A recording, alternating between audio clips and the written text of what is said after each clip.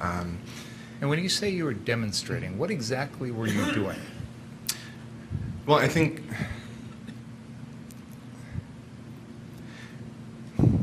what I was specifically doing was just being in attendance. But I want to make sure we understand what you mean by demonstrating. Were there people damaging property? No. Lighting fires? No. Was there any violent clash with police? No. What time of day, if you recall, were these demonstrations? That specific first one, generally late morning into late afternoon. Yeah. So what would other folks be doing at these demonstrations? People would be holding signs. They would be chanting various things, driving cars down the street. Yeah. And you said you initially were there just kind of to see the scene? Mm-hmm. Is that right? Yeah, correct.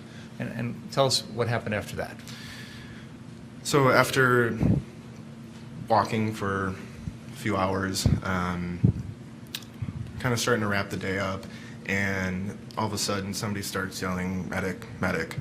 And I'm walking, like I said, with my friend who I took EMT basic with, and he looks at me and he says, "That's you." I was like, "Oh, I guess you're right." And then I came over to a patient who had tripped and fallen over a curb. My guess is they just weren't paying attention, got their feet caught up. And the patient was all right after an assessment, advised to go to the hospital. Following that, though, I noticed that there was no established or even organized sort of first aid presence at these demonstrations. And from there, I was talking with my friend who I'd taken EMT basic with, or even organized. We decided that we were going to offer our services voluntarily. And did you do that? We did. Tell us about that experience. So I had talked to some of the prominent organizers in organize this. Essentially, as medics, we decided that we weren't going to be actively participating in any of the demonstrations. I think there's essentially an ethic code that if you are providing medical care, you shouldn't necessarily choose a side because everybody has the right to protest or demonstrate, assemble, freedom of speech, but also everybody has the right to do that safely. So very early on, we decided that we weren't going to actively participate in these demonstrations. From there, my friend and I outfitted his pickup truck into essentially a mobile first aid station.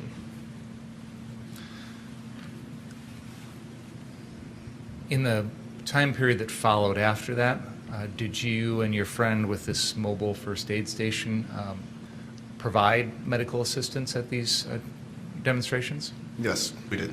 On approximately how many occasions would you say you did that?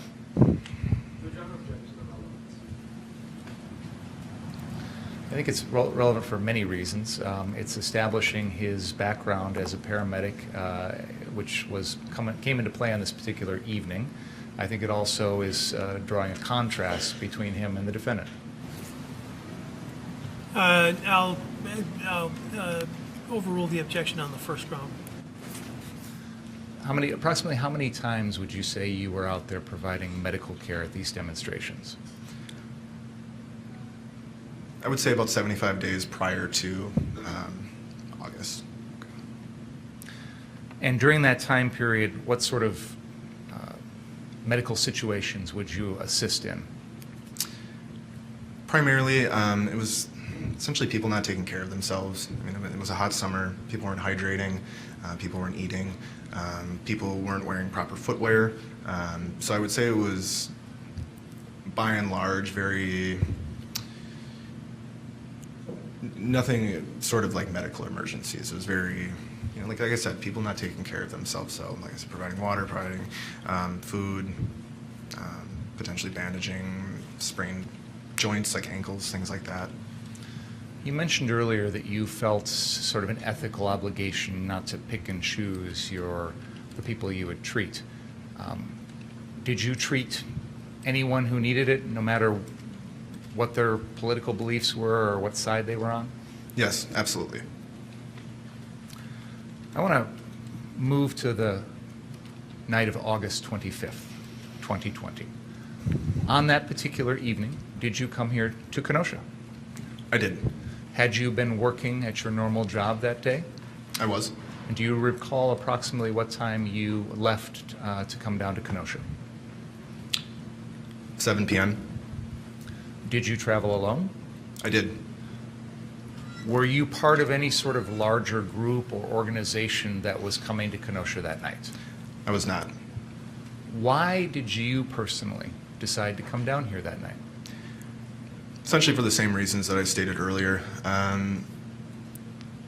We were all aware of what was happening in the days following Jacob Blake's shooting. People do have a right to demonstrate. I'm in no way advocating for property damage or anything like that. But given the, I think we all can agree, chaotic situation of those 3 days following Jacob Blake's shooting, there was certainly a propensity for violence, or maybe not just violence, but injuries in general. And so for the same reasons that I stated earlier, I've delivered patients to freighter down here. I'm familiar with the area, and I felt that given my level of experience and knowledge that I could be of assistance to people. When you came down here that night, did you bring any of your own medical supplies? I did. What kind of supplies did you bring with you? Brought a tourniquet, what's called hemostatic gauze, also commonly called quick clot, chest wound seals, some gloves, some saline spray. How were you dressed that evening? I had a black shirt with a Wu-Tang sign on it. It's a pretty famous group. I had khaki shorts, I had tennis shoes, and also I had a blue hat with large lettering that said paramedic on the, on the front of it. Were you carrying any of your equipment with you? I was. How were you doing that? I had it in a small backpack. Were you armed? I was. Tell us about that. I believe in the Second Amendment. I am for people's right to carry and bear arms. And that night was no different than any Tell other us day. about that. It's keys, phone, wallet, gun. Did you have a permit to carry a concealed weapon? I did. Was it in effect on August 25th, 2020? It was not. Had it expired? It had. And you had not renewed it? I had not. When you were having this medical truck in Milwaukee, did you carry a gun then? I did. When you came down here, how did you carry your gun? I had my handgun holstered in the small of my back. What type of gun was it? It was a Gen 4 Glock 27, so it is a smaller framed 40 caliber handgun. Was it loaded? It was. Do you recall if there was a round in the chamber? That night, I don't. When you came down here to Kenosha that night with your equipment, etc., did you specifically seek to meet out with any particular person or any group or anything along those lines? No, I did not. So tell us what you did when you first came down here. So after I arrived in Kenosha, I parked several blocks away. This is both for safety and protection of my property. I put on my equipment, which is essentially my handgun and my medical supplies. And then I walked towards the courthouse. From there, things were already, there was already confrontation between demonstrators and the police. And by confrontation, I mean people were throwing water bottles. The police were shooting pepper balls from the top of the courthouse, that sort of thing. And then after I arrived, I assessed the scene, and almost immediately I came upon a person who had been somehow, whether it was direct spray or in a gas formation or form, who was affected by the pepper spray. So immediately following that, I started treating this person. And then again from there, I was assessing the situation, primarily treating people who were affected by the tear gas, also delegating to other people how to effectively treat that. Now, when you say you were delegating, were these people that you knew that you were delegating responsibility to? No. So tell us about the delegating process. One instance that I can think of in particular, the proper way to treat, well, just to irrigate an eye in general, regardless of what is causing an issue, is you want to start from the nose and then pour out. The idea behind that is that if you have something that's affecting this eye, you pour it this way, then that chemical or whatever it is, irritant, can then go into the unaffected eye. So I had come across a person who was not properly irrigating the eye, and so that would have been one of the forms of delegation, just telling this person, hey, this is the proper way to do it. Whether or not they chose to listen to me, that's their choice. But again, just trying to provide some proper knowledge and treatment. Do you recall approximately how many people you gave medical assistance to that night?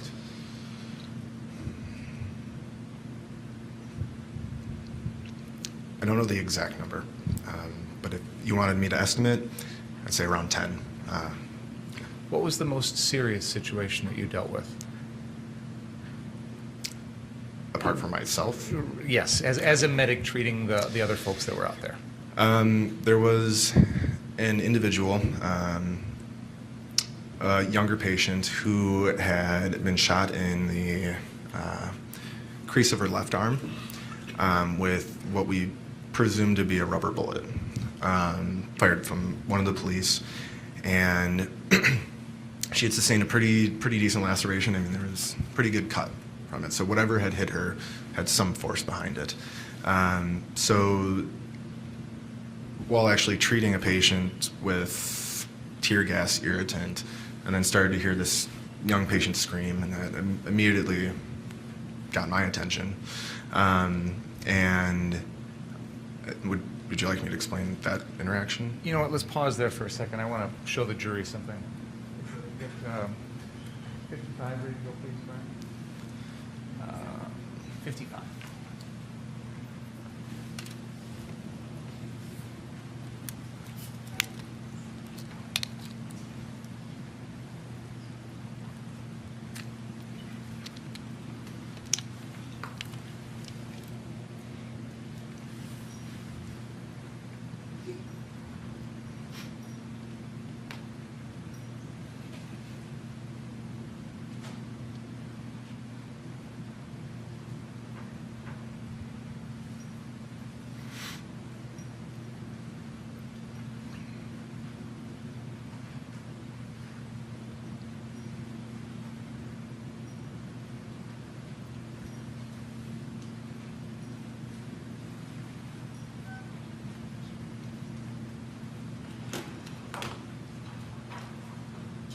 Mr. Grosskreutz, I'm going to play an excerpt of exhibit number 55, and I would like you to, when we're done, I'll ask you a couple questions about it, okay? Go ahead.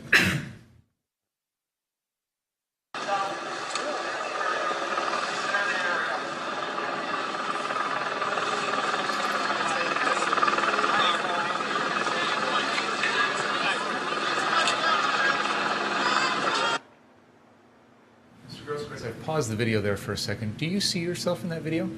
I do. Can you help us identify yourself there? I would be, you can see the top of my head with a blue baseball cap and some white lettering and a black shirt. That is me. Okay. Go ahead.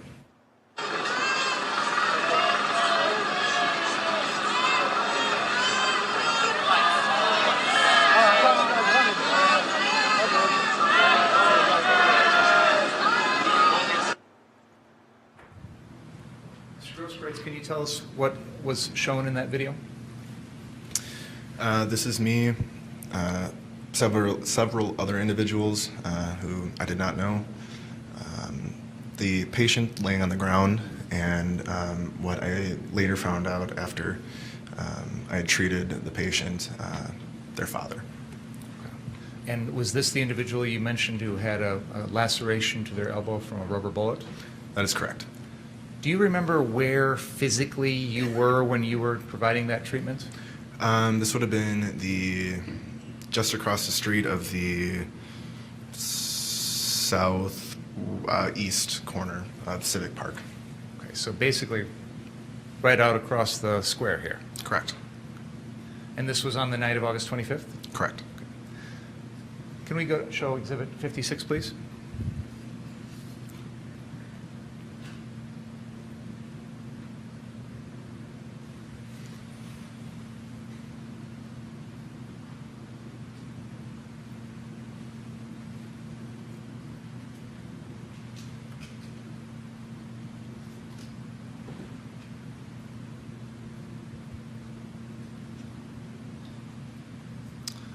Mr. Grosskreutz, do you recognize what's up on the screen there as exhibit number 56?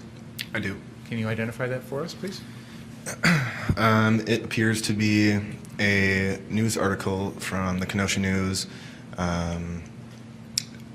depicting myself and the patient in a still of the video that we just previously watched. Your Honor, I would move exhibits 55 and 56 into evidence.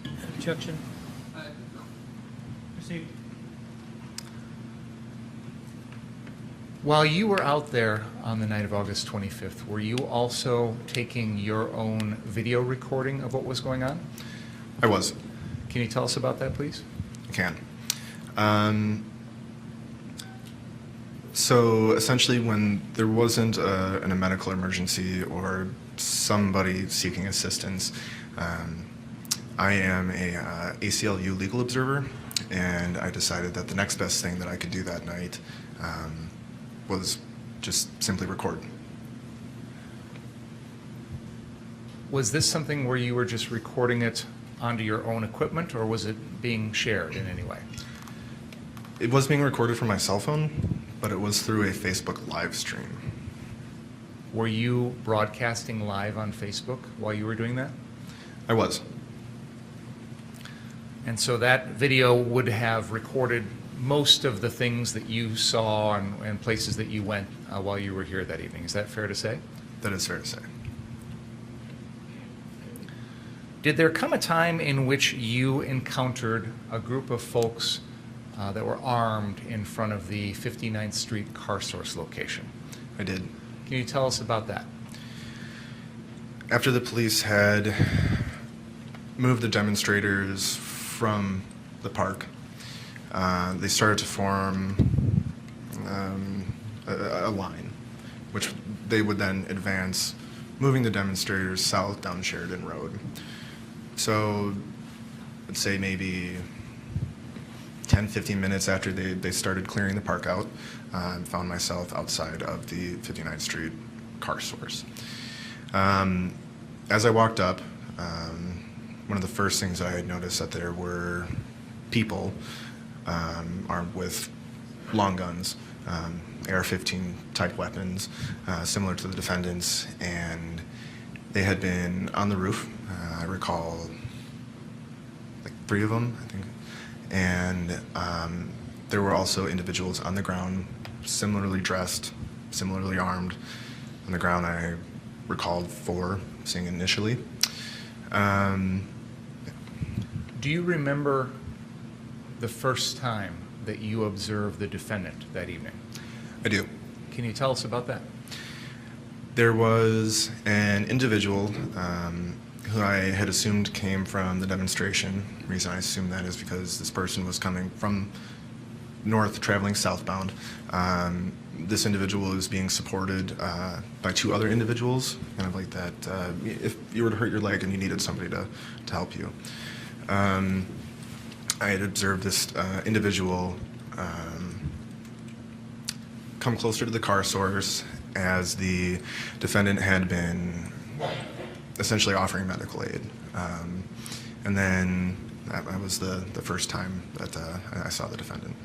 Do you know what happened with regard to that person who was being supported by other people and the defendant? I only know what I had seen in the moment. I don't know what happened to this person afterwards, but what I observed was the defendant offering medical assistance, and then this individual being carried in a way onto the car source property. I then heard somebody yell, "Don't let them treat you," and I turned around, and I don't remember why exactly I turned around, but then moments later I then turned back facing towards the car source and towards the defendant and towards that individual, and then that individual along with the other two people supporting them were exiting the property. Did you see the defendant provide any treatment to that individual? I did not. Do you remember a time when you were at that location, that car source location, and you observed a dumpster out in the middle of the road? I do recall that, yes. What do you remember about that? I didn't see how it got there, but it was your pretty typical municipal dumpster, green with the black top. I didn't see anybody actively pushing it. Like I said, I didn't even see how it got there.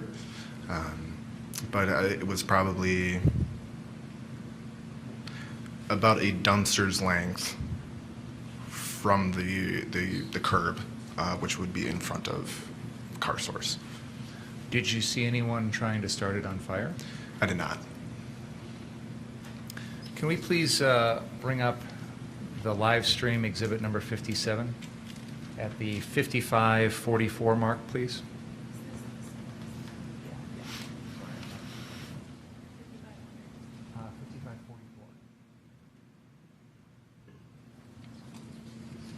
Go ahead.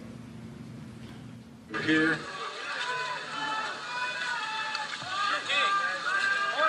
How's it going? You guys want to fuck around and find out? Do it. Fuck you! You won't do it, pussy. That's what's up. You won't do it. That's what I'm talking about, bitch. Protect your property, not the street. Protect the property, not the street. Protect your property, not the street. Protect your property, not the streets. Protect your property, not the streets. Protect the property, not the streets. Protect your property, not the streets. Protect your property, not the streets. Protect your property, not the streets. Protect your property, not the streets. That's what the fuck y'all here for. What we just observed, Mr. Grosskreutz, is that part of the live stream that you recorded that evening? That is. And I noticed there seems to be a little bit of a lag in the audio to the video. Is that fair to say? That is fair to say. Okay. But is that a true and correct copy of what you recorded that night? Apart from the 1 or 2 second delay, it is. It's part of his greatest hits. This incident here with the dumpster and whatnot, were you physically there, right there, a few feet away when all this was going on? I was. And did you observe the people that were around you at that time? I did. On that particular evening, and again, I'm going to ask you to try and go back and put yourself in the mindset of that night. When you're out there on the street that evening, had you ever heard of anyone by the name of Joseph Rosenbaum? No. Had you ever met that person before? Never. Do you recall seeing Joseph Rosenbaum at any point that evening? I do not. In particular, right around the time of this dumpster fire in front of 59th Street Car Source, do you recall seeing him around that at any point? I do not. Do you recall hearing anyone make any threats to any of the people at the Car Source location that if I get you alone, I'm going to kill you, or anything along those lines? I do not. Do you recall hearing anyone make any threats to any of those people at that Car Source location? I do not. You mentioned that the first time you saw the defendant was this person that was limping, being supported by other people. And I know you mentioned that eventually you saw that person walking away. Do you remember any other observations that you made of the defendant when you were at the 59th Street car source? I do. Can you tell us about that? I took note, like I said, there were 4 people essentially in front of me that I could see, so I took note of what they were wearing, how they were armed. Like I said, they were all similarly armed with a similar weapon that the defendant used. Some of them, especially as you can see in the video, had body armor, chest rigs, and then I noted that the defendant was wearing a baseball cap, green shirt, jeans, and then also a rifle. At that moment in time, did you have any idea who he was? No, Never met him before? never. Were there times in which you saw him wearing gloves on his hands? I did. When was that? I recall this being right around this time that I noticed the defendant also wearing blue latex gloves, or maybe dark purple latex gloves that are very common in a healthcare setting. Did that strike you as unusual? In the moment, no, it did not. It was the way he was chain smoking Wear cigarettes. gloves like that when you treat people? I do. Tell us about the process of putting them on and taking them off. Yeah. So these gloves are common throughout all healthcare systems. They're nitrile, or they can be latex or non-latex. These gloves are designed to essentially stop anything wet that you don't want on your hands, so like blood or any sort of bodily fluids. The idea is it's called body substance isolation. So despite it being a very thin piece of plastic, it's very good at keeping contagions off of your hands. So the idea is, and also keeping in mind too that you want to have your hands clean when you're also touching somebody else, especially if there's any sort of open wound. You want to minimize that potential for contamination or cross-contamination. The idea is that when you come upon a patient, obviously if you're able to, wash your hands, some sort of sanitizer, something along those lines. And then prior to administering aid or treatment to a patient, and then put these gloves on. And then after treating your patient, there is a specific way to remove your gloves that, let's say if there was some sort of fluid or contagion on the gloves, there's a proper way to remove them to where you wouldn't get your hands dirty afterwards with whatever it might be on the glove. So when you're working as an EMT or a paramedic, do you typically keep one set of gloves on your hands constantly throughout your shift? Never. Why not? Essentially for the reasons that I just stated. I mean, if you treat... Sorry, essentially what? Essentially for the reasons that I just previously stated. If you treat one patient and on an ambulance shift, on a 24-hour shift, 48-hour shift, one call every hour and a half. That's a lot of patients that you can see.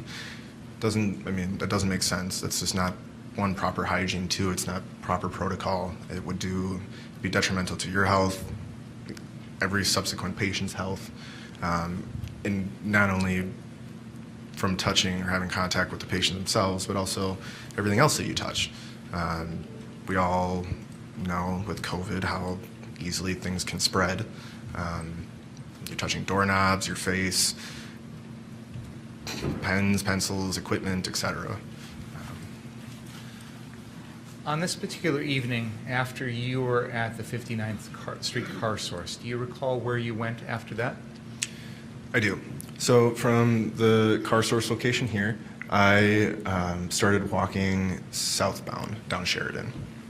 Did you wind up at the ultimate gas station at the intersection of 60th and Sheridan? I did. Do you recall what, if anything, you did there? Nothing different than I had previously been doing. So like I explained, when there was no patient essentially to treat, then I started recording. Again, I'm an ACLU legal observer. I thought that was the best way that night that I could provide another aspect or another perspective of an unbiased account. I mean, video doesn't lie. Yes. So when you were leaving 59th Street, heading down to the Ultimate gas station, were you still wearing your hat with paramedic written on it? I was. Did you have anyone come up to you at that particular time and request any sort of medical assistance? No, nobody did. Did there come a time in which you heard gunshots? Yes. Can you tell us about that? I was slightly south of Ultimate gas station. To be very specific, I think it's Ray's Barbershop, which is either the adjacent building or one there over. While I was recording, and I had heard a series of gunshots, what I determined to be a few blocks south of where I was. What, if anything, did you do? I first sat and listened, and then had there were people watching my live stream, so I had been narrating essentially what I was seeing, what I was hearing. I'd heard these gunshots, and had commented on them, and then after seeing and hearing people running, well, I should say seeing people running northbound and then hearing people yelling medic, I started running southbound towards what I presumed at the time to be the origin of the gunshots. Do you recall how far south you ran? There's a map up on the wall behind you if that's helpful.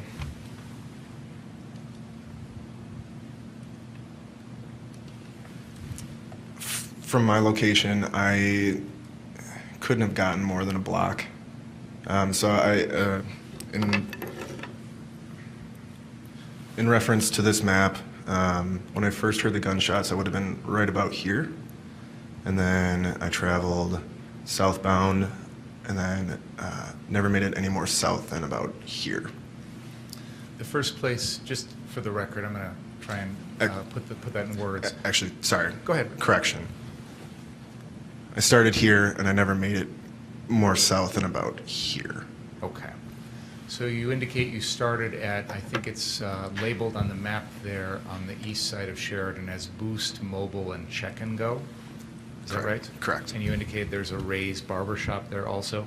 I believe so, yes. And then from there you ran south past 61st Street, and you indicated you were somewhere in the middle of the block between 61st and 62nd. Would that be accurate? That's accurate. And what happened when you got down to that location? I had observed people running northbound up Sheridan, and again, hearing people yelling for a medic. But then also I started to hear people yelling that somebody had been shot. So then that confirmed my assumption that somebody did in fact get shot. It was there that while I was live streaming, I met or had contact with the defendant. Can we please play Exhibit 57, the live stream, starting at the 1 hour, 17 minute, and 10 second mark?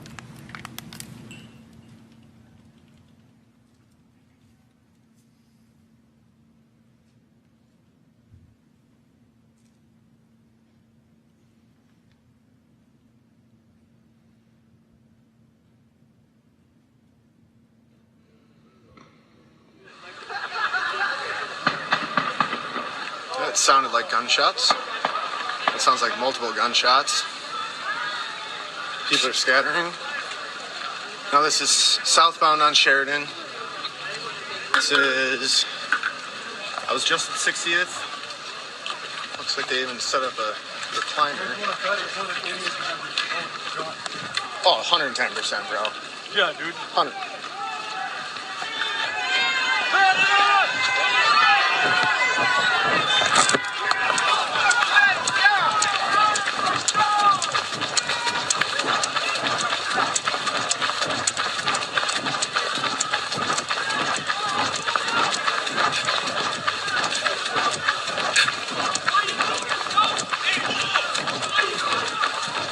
It's been a while since we've seen camera footage like this.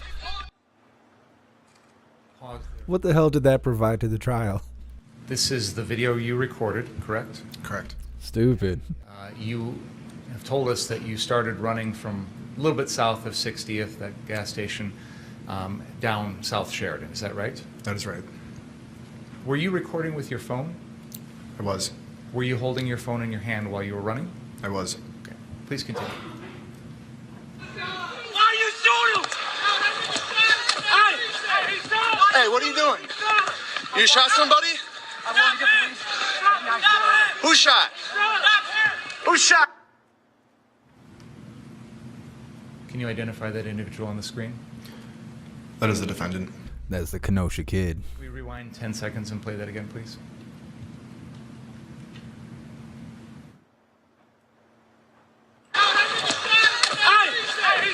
Hey, what are you doing? You shot somebody? Who shot? I just want to remind everyone that I cannot show pew-pews, medical procedures, or death on the screen, which is why I can't show you what's happening right now. It's against YouTube community guidelines. That interaction you just had with the defendant, what did you think at the time he said to you? At the time, I had thought that the defendant had said, I'm working with the police. I didn't do anything. Now that you've had a chance to review the video, do you know what he actually says? Yes. What is that? After watching the video, he said, I'm going to the police. And did he say anything else? I didn't do anything, is what I make out from. It's hard to hear from the muffling, but that's what I make out of it. I want you to try and put yourself back in the frame of that evening when you heard him say something to the effect of, was it, I'm working with the police? Is that right? Correct. What was your reaction to that?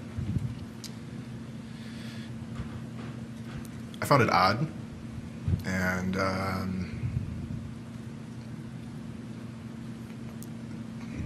very noteworthy. Previously in the night, an individual I had recorded, Mr. Balch, had described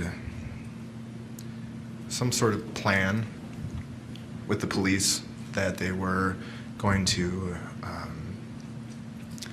essentially push demonstrators south down Sheridan and then past the car source lot, and then from there we're going to essentially retreat or back up that line. And Mr. Balch had explained that there was some sort of understanding, some sort of plan, to whatever extent that is, but that the police were going to push protesters down past the car source. And he said that then the police told him that it was up to the militia members, as they refer to themselves, to deal with them. When you heard the defendant say what you thought was, I'm working with the police, did that bring back that other knowledge, what Mr. Balch had said? Yes. Can we play the video forward just a few more seconds and then I'm going to pause again? Who shot? Stop him! Hey, stop him!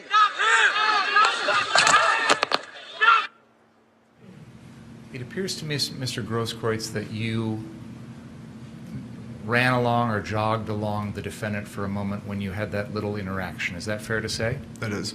And then it looks like you kind of let him continue and you turn back south again. Is that fair to say? That is fair to say, yes. Why did you do that? So, you hear me ask the question, who's shot? Who is shot? At that moment, the only thing I was concerned about was finding this person who had been shot, or presumably had been shot. given that I was still north of where I thought the shots had come from, instinctually I turned, did a 180 facing northbound, then turned southbound because I was concerned for whoever might be potentially injured. It appears from the video, though, that you don't go very far before you turn and head back after the defendant. Would that be fair to say? That is fair to say. What changed? I'd seen a number of people running northbound in the same direction as the defendant. I'd started hearing people saying, he just shot that guy, he just shot somebody. So, yeah. So then you turn around and head back north after the defendant. I won't say after the defendant. Why did you turn around and head back north after you heard these people say these things? With what Mr. Balch had said previously, essentially the way that these self-proclaimed militia members were conducting themselves, the gunshots, people yelling for a medic, my interaction with the defendant, and really the lack of information that I had gotten from him, and specifically what I had thought I had heard, then coupled with this group of people running northbound, I had essentially made an inference or an assumption that there could be a potential for somebody getting injured. And anytime you bring a firearm into that equation, the stakes are much higher for both serious injury and death. Based on all the factors that you just outlined for us, did you feel like your services might, as a medic, might be more needed in the direction the defendant was headed? Correct. What did you do after that? After I had turned around and started running in the same direction as the defendant, again, this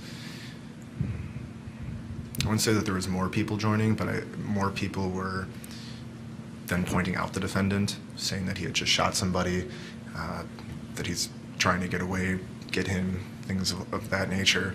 And then so again, further inferencing from the things that I heard and experienced, witnessed earlier in the night, I thought that the defendant was an active shooter. And like I had mentioned earlier, anytime you add a firearm into the equation, like I said, the stakes are so much higher for somebody potentially being seriously injured or being killed. Says the guy who brought a firearm to the event. Can we please pull up exhibit number 5? Exhibit 5. This is the BG on the scene video.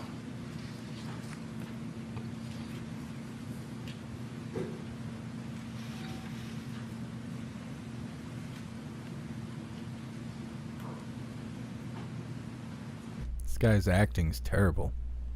We need a new witness. This guy's not good at it.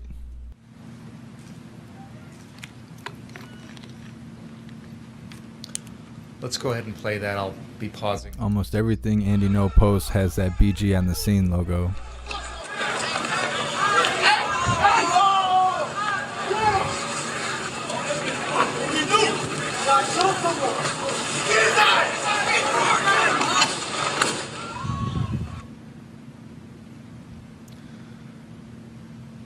We just saw you come running into the screen from the right. You're just behind that figure in the white shirt. Before this moment, had you drawn your firearm? No. Where was it? Like I mentioned at the beginning, I keep my pistol holstered in the small of my back. But don't you have it in your hand at this point? I can't see. Okay. Can't see from this video. Did there come a time when you were running that you did pull your gun out? Yes. Why? again, in the moment, I thought that the defendant was an active shooter. Having been not too far behind, like you had mentioned, I'm just about to come into the frame here. I had heard several more gunshots, and again, making inferences, the defendant was the only one with a large caliber rifle. I'd seen an individual jump over the defendant, and then the defendant heard 2 shots, and then from there I saw another individual use his skateboard to hit the defendant, or hold the defendant. Either way, the individual had made contact with the defendant with his skateboard, and then from there I heard another shot, and then as we can see in this still, an individual, well, yeah. Okay. I want to back up for a second, Mr. Grosskreutz. So you didn't only illegally conceal a pistol, but you brandished it in a crowd of people in town. Those shots are fired. So do you remember specifically, were you intending, when you pulled your gun out, were you intending to use it?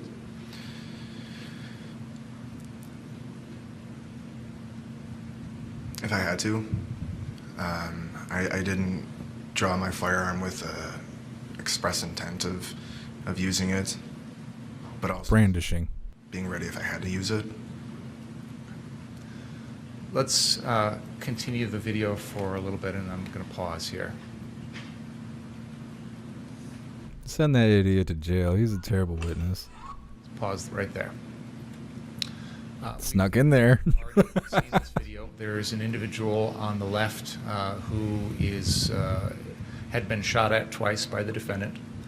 Then the defendant is there on the ground, and there's another individual between the defendant and you, Anthony Huber, who has been shot in the chest at this point.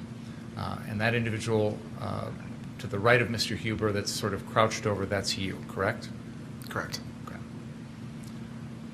Did you witness the defendant fire 2 shots at that man on the left? I did.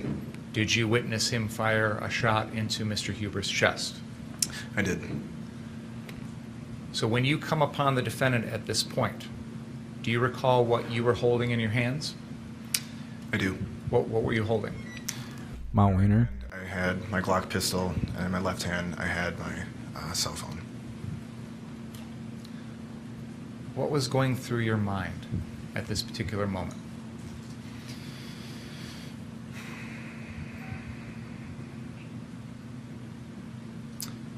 That I was going to die.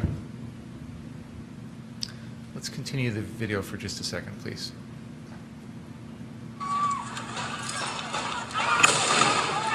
Pause. There's a time in this video when you appear to hold your hands up. Do you know about that? Do you recall that? I do. Why did you do that? After Anthony Huber was shot, you can see in the video I'm not too far behind him. And the defendant had, after murdering Anthony Huber, The objection is sustained. That whether the death of Anthony Huber was caused by murder or not is for you jurors to decide and not for the witness. So please keep that in mind, that people, when they're in the court and they're testifying, they can be affected by their emotions, sometimes by their jobs, and they will, for someone who comes into a physician, for example, with a gunshot wound, may be identified as a victim, and that's the language that they speak in the hospital because the person comes in with a gunshot wound. Here in the court, where the issue is yet to be determined whether someone's a victim or not, and it's to be based on the evidence presented in court, and it's a decision to be made by you jurors, not by a witness, not by the judge, not by the prosecutor or the defense attorney. So I'm going to ask you to strike the comment, which was this witness's view of the subject, and because it carries no weight, it's for you folks to decide. Any question about that? Okay. He also referred to Kyle as a self-proclaimed militia member. Get shot. This guy's obviously biased. So what was going on in your mind? I was very close to the defendant, and I thought there was a high likelihood that I would be shot myself. Can we back up and play 10 seconds? Go back 10 seconds, please. Please continue.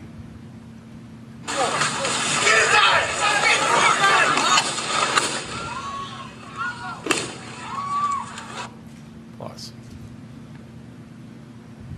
At this point in the video, is the defendant pointing his AR-15 at you? Yes, he is.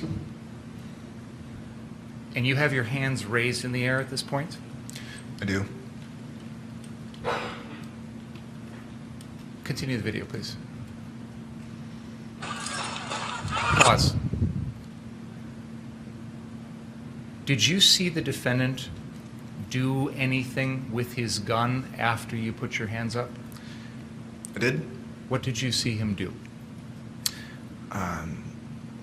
It's an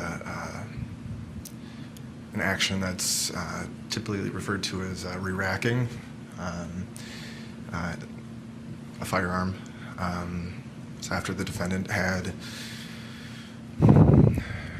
pointed his rifle at me and put my hands up, and then the defendant, like I said, did this motion. It's called re-racking, and that's essentially where you take the slide, which on a AR-15 like that would be on the top, and you pull back, and what that does is, depending on if there was already a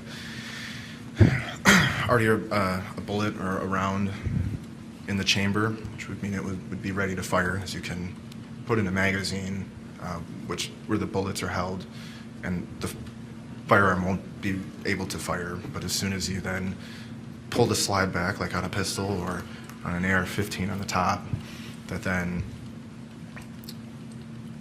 either loads the rifle or the firearm for it to be ready to fire, or if there was already a round previously in the chamber, that then ejects that round or casing, if that round had been spent, and then reloads the next bullet into the chamber or the barrel. So after you raised your hands like this, you saw the defendant re-rack the weapon? Correct. What did you think was going to happen? In my experiences and in my inference in that moment, after the defendant had pointed his weapon at me and I had put my hands in the air, re-racking the weapon in my mind meant that the defendant pulled the trigger while my hands were in the air,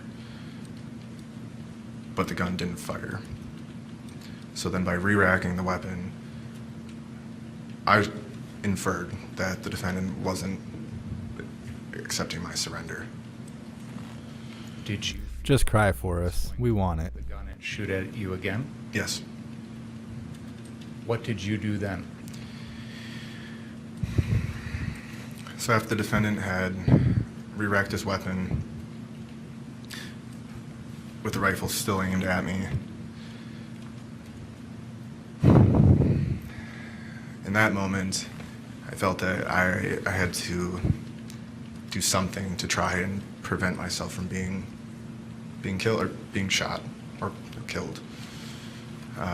And so I decided that the best course of action would be to close the distance between the defendant and I, and then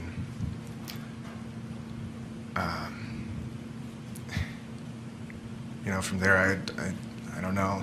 I mean, if it meant trying what Anthony had just tried, wrestling the gun, detaining the defendants, I don't know, because I never had an opportunity. I do know, though, I was never trying to kill the defendant. That was never something that I was trying to do. In that moment, I was trying to preserve my own life. But doing so while also taking the life of another is not something that I'm capable or comfortable in doing. That goes against almost a lifelong ethical code that I've lived by. And I'm pretty sure you said you drew your illegally concealed pistol in a crowd in town. You're not that against it. Lying piece of shit. Get him off the stand. Can we back it up 10 seconds? Go ahead.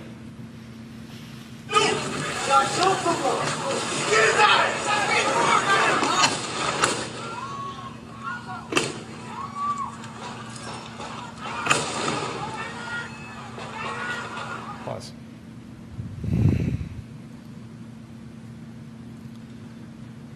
Mr. Grosskreutz, after seeing the defendant shoot at one person at close range twice, shoot at Mr. Huber in the chest once, and having already been told by others in the crowd that he'd previously already shot someone else, and having him point the gun at you, and you're holding your own pistol in your hand, why didn't you take your own gun and shoot the defendant first?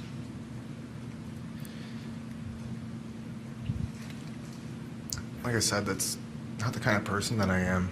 Cry hard for us. Why I was out there, that's not why I was out there for 75 days prior to that. Why I spent, up until that point,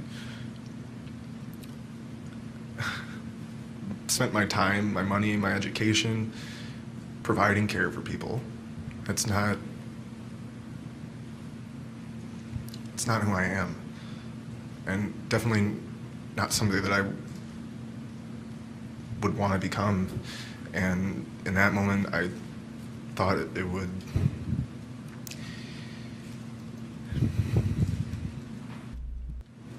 Words. try to attempt a non-lethal way to end that interaction. Stand there with both hands in the air. One of them's holding a pistol, but Where were you didn't want to die. I was hit in my right bicep. What kind of damage did that do? I effectively lost a large majority of my right bicep. Can we please play Exhibit 58?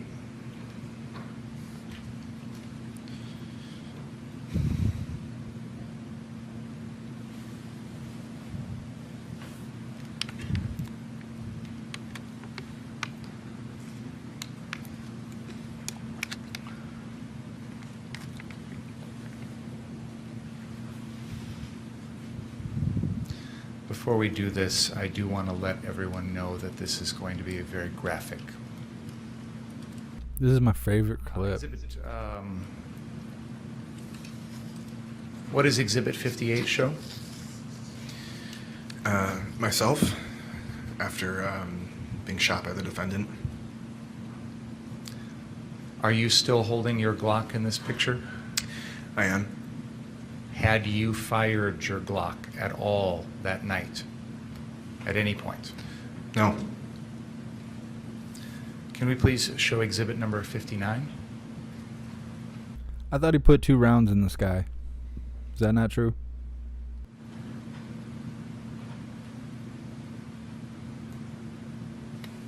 He had some armed spaghetti going on there.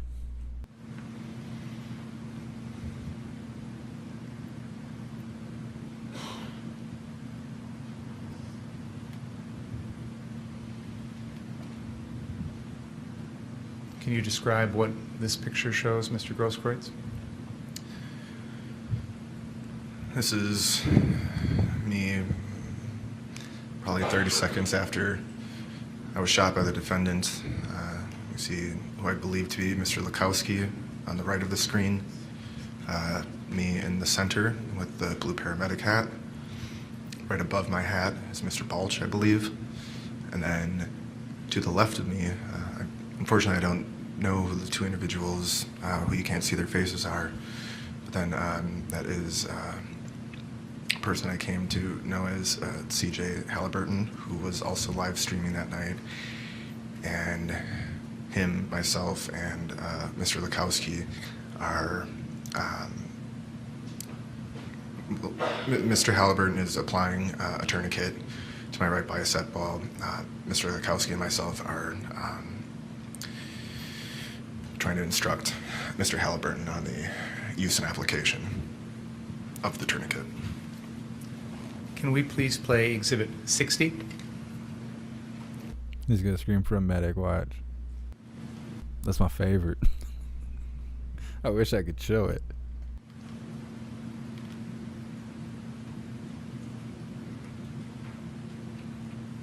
You guys are killing me in the comments. You're hilarious. Shout out to all the hooligans.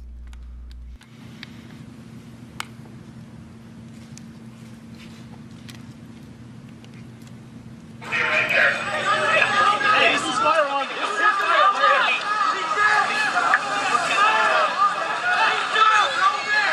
What the? Holy shit.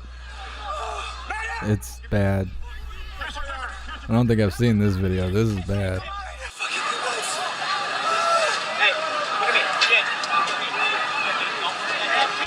He said that Kyle was the only one rolling around with that size of a caliber that night, yet the guy helping him right here had to set his AR down to try and help wipe his tears because he was screaming out for a medic.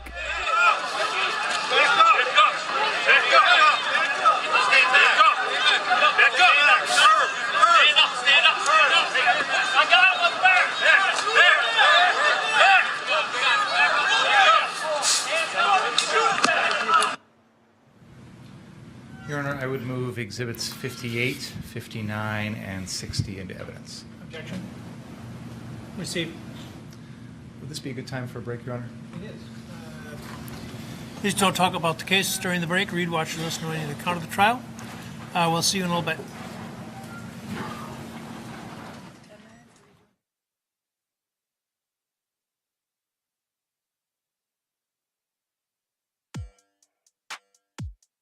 So we'll see if we can get that that video in the Discord. We have quite a few videos we need to actually put in the Discord. I made a Kyle trial tab in the Discord, so anybody that's hanging out in there right now while you're watching, see if you can find some of these Kyle highlight reel videos to stick in there. Otherwise, I'll have to do it after I run to the post office on my lunch break. I like how this witness is sitting here crying his ass off. Sound like a full-blown sissy. Shows up. Well, first he says that he's an EMT. He's taking all this training and stuff. They talked about it while I was messing around with my software trying to get it to go live, which now I'm noticing that it's dropping frames for some reason. Says he was an EMT. He's not currently an EMT. He participated in many different protests, but he was just witnessing. He wasn't actually there affiliated with anyone. Goes to the Kenosha riot. Illegally conceals a pew-pew. Things get hot. Kyle's being kicked in the face and getting hit with a skateboard and being attacked by adults. This guy pulls his pew-pew out, and I'm pretty sure all the way leading up to today they had discussed multiple times that he had put 2 rounds in the air, which maybe I'm confused on that, but I'm pretty sure they were saying that he was the one that did that. He says he's standing there with his hands in the air. Kyle racked the firearm and he thought he was about to die. He had every right to take you out, buddy.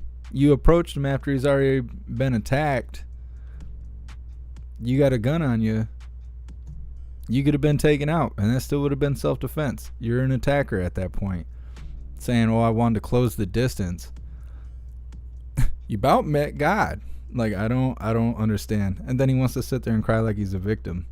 He ain't gonna do well in prison. You can tell. Just, he's a little too soft. It's not gonna do all right.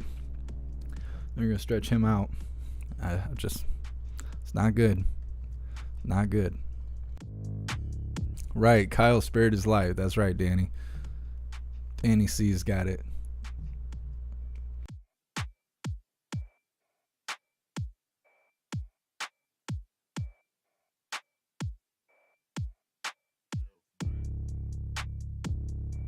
I wonder what his arm looks like today. He had to learn the hard way. What's up, Rick? Snowflake's Nightmare, this break's only going to be like 10-15 minutes or something like that. And then sometime in the next hour, they'll do a lunch break. And so everyone that sent me stuff to my P.O. box, I'm going to check my P.O. box on the lunch break. Obviously, I wasn't able to do it Friday. I could have done it Friday, but I wouldn't have made it back to cover the end of the trial after that tattoo appointment. So I'm going to go do it today on my lunch break.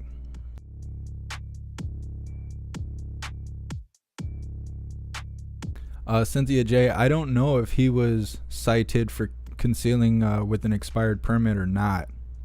I assume he's in some sort of trouble because, he had to deal with police. He had half his arm missing.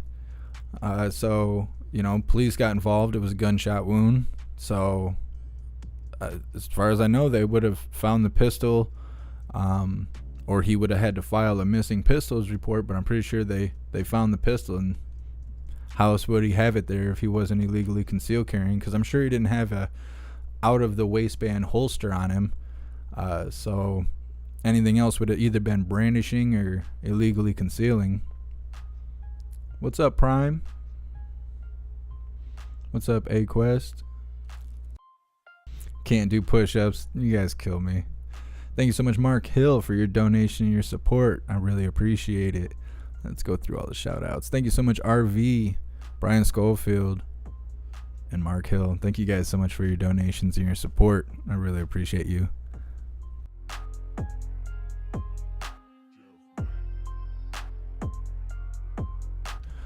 10 Days of Darkness, I'm not sure what you're talking about. I had not heard about any threats to the jury.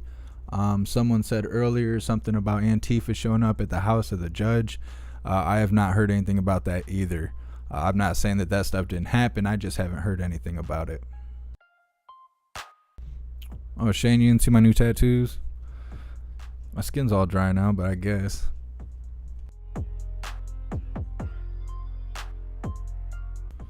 Alright. So these, how do I do this? These I already had, but I got them touched up. It's the scale. This is what I had added. And then I got master on this hand, money symbol on my thumb. All of these just got done on Friday. I had all of them except for the self-made.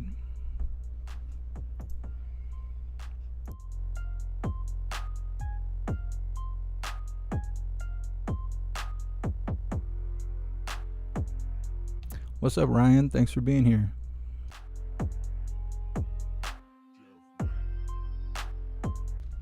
Hey, I appreciate it, Arizona Vixen. The hooligan that made me this shirt, I was trying to get the logos and stuff so I can put it on the merch store, but that has not happened at this time. This was sent to me as a gift. 10 Days of Darkness. Okay, I'll check it out.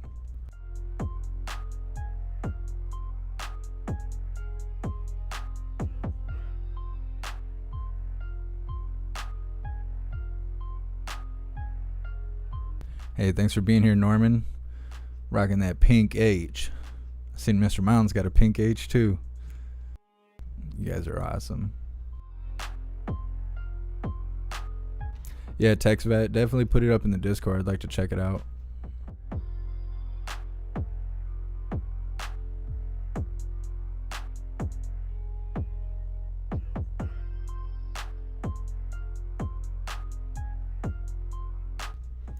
I also thought it was interesting that the witness referred to Kyle as a self-proclaimed militia member, and then also referred to his actions as murder. They should have thrown him right off the stand right there. It's not like he hasn't been told prior to being on the stand to not refer to them, the people who got hit, include himself, as a victim, or Kyle as a murderer. I'm sure he's been told many times, and he still did it on purpose because he's a little scared Antifa live streamer. That's what he is. I'd like to know why he's not a medic anymore, because he said that he was some sort of, I can't even think of the word, something less than an EMT that required a lot of training, and then he took even more training to become an EMT and was running some sort of like private ambulance service or something or other, but he used to do that.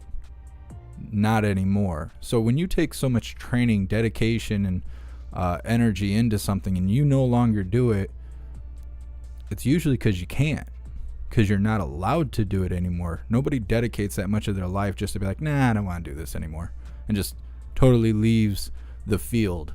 I'm thinking he did something stupid and he's not able to be a medic anymore, and so he's out there LARPing as a medic during riots and stuff, and well, now he's probably got a bionicle arm. That's, you know, that's what happens. What's up, Bailey? What's up, William?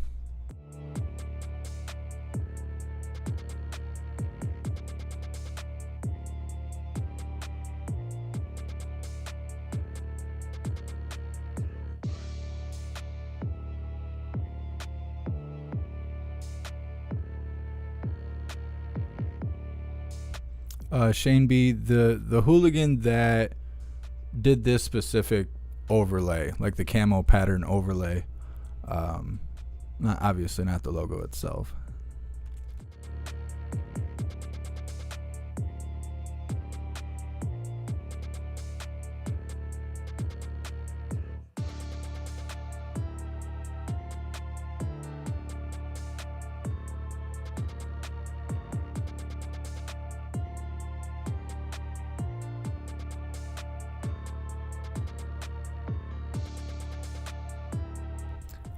Betsy, they think the trial will go on for 2 weeks.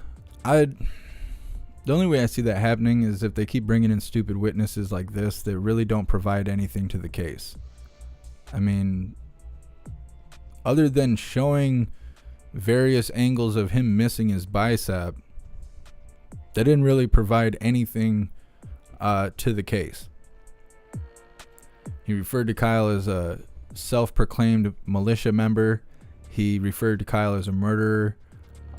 He claimed that he was there to only save lives and he would not even be willing to defend himself, but then he illegally was concealing a pistol and drew it in town in a crowd, which is a whole crime on itself. It's disregard for human life. And basically approached Kyle until Kyle lit up 2 other people in front of this guy, and then this guy all of a sudden wanted to be a victim, put his hands in the air and act like it was a mechanical malfunction that saved his life, not a decision by Kyle himself. He's just I don't know, to me it seems like he just wanted a little bit of fame. He wanted some time to cry in front of a lot of people and be a victim, you know, professional victim. He's a professional, okay? Doesn't just do this on the weekends, full-time crying all day, every day. Where's my Pop-Tarts in mom's basement crying? And that's it. He didn't provide anything to the case at all. I don't think it made Kyle look any better or worse. This guy was all about himself on the stand. It's like we're watching MTV or something. I don't know.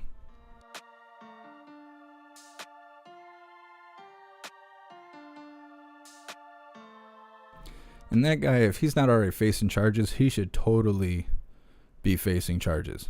Like, lots of charges. If he's a felon and he's also a CSC offender, he should be facing some charges for sure.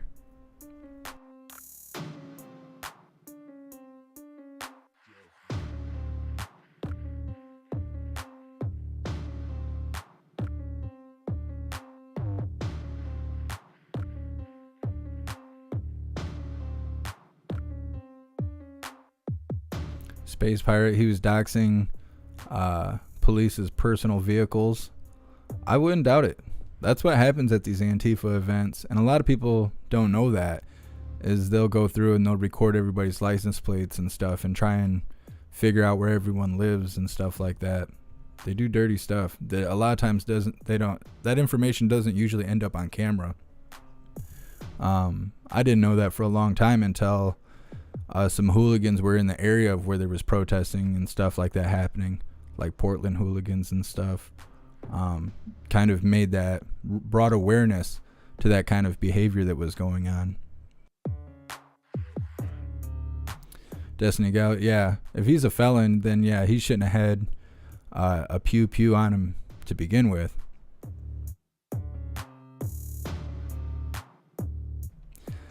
Yeah, and I like how he tried to say that Kyle was the only one there with that caliber of a pew pew, when Kyle had 2 or 3 people just with him, let alone other people walking around.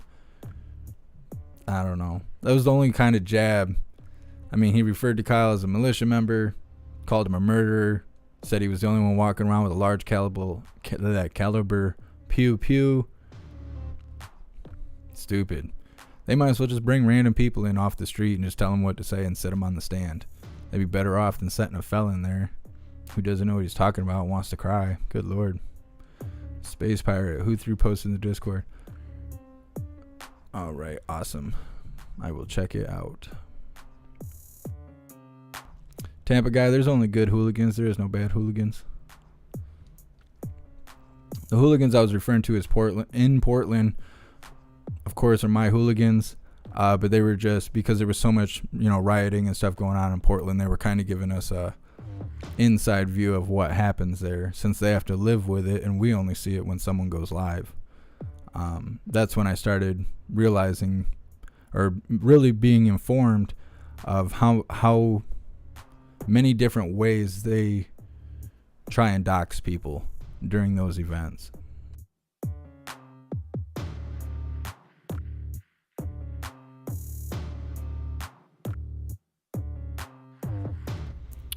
Jeb, I don't think the jury's woke. I think there's a couple people there that are probably extra scared for no reason. There was a lot of them saying that they were like pro Second Amendment and like pro self-defense and stuff like that. I'm not sure how balanced it all is. It wasn't all bad though. There was only really 2 people that stood out during jury selection that felt like they should not have been there. They're just extra scared for no reason.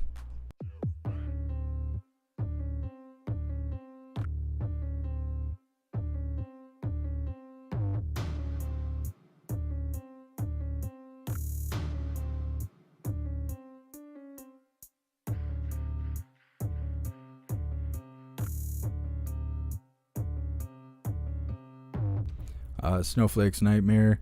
I think that the judge has his mind up. I think that if it was up to the judge, this would be over. This would have been over like the first day. It's self-defense. Kyle's a minor in possession of a firearm. He's probably going to get time for that. But that's it. The rest of it's all self-defense. That's, in my opinion, that's what I think he would hand down as a sentence. Maybe he would get some sort of plea deal, because it's probably his first offense, and he's not a minor. I guess he's 18. That's what I think. But with it being up to the jury, I think he's just enjoying his like moments of fame. He's just hanging out and being talkative and sucking on those Molly Ranchers, just having himself a good time, poking fun and talking shit to the prosecutor, because the prosecutor's a flamboyant so-and-so, we'll just say that. He's waiting for his surgery pre-op. What's up, maybe Sunshine?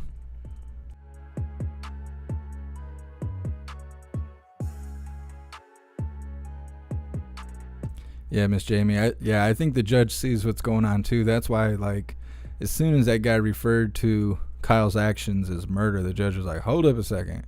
You come in here talking about my Kyle like that. I had to straighten him out. Had to let him know.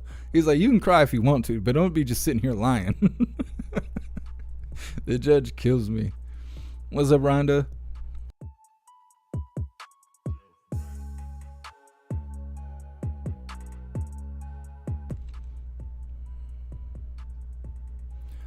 Adam, would the firearms charge be a misdemeanor or a felony? It depends on which charge you're talking about. A minor in possession of a firearm, I want to say I looked it up, and it's a misdemeanor up to 90 days and like $100 in fines. I want to say that's what it said, because I looked it up Friday after the after the trial had ended for the day. And I want to say it was a misdemeanor. And I think Kyle would probably get time served. I don't know how long he was inside before he bonded out. But I mean, there could be a chance he would get time served. Obviously, the time he sat would count towards the overall sentence. But there's a good chance he would actually get time served, and then he wouldn't have to go back to jail. He would just have that on his record.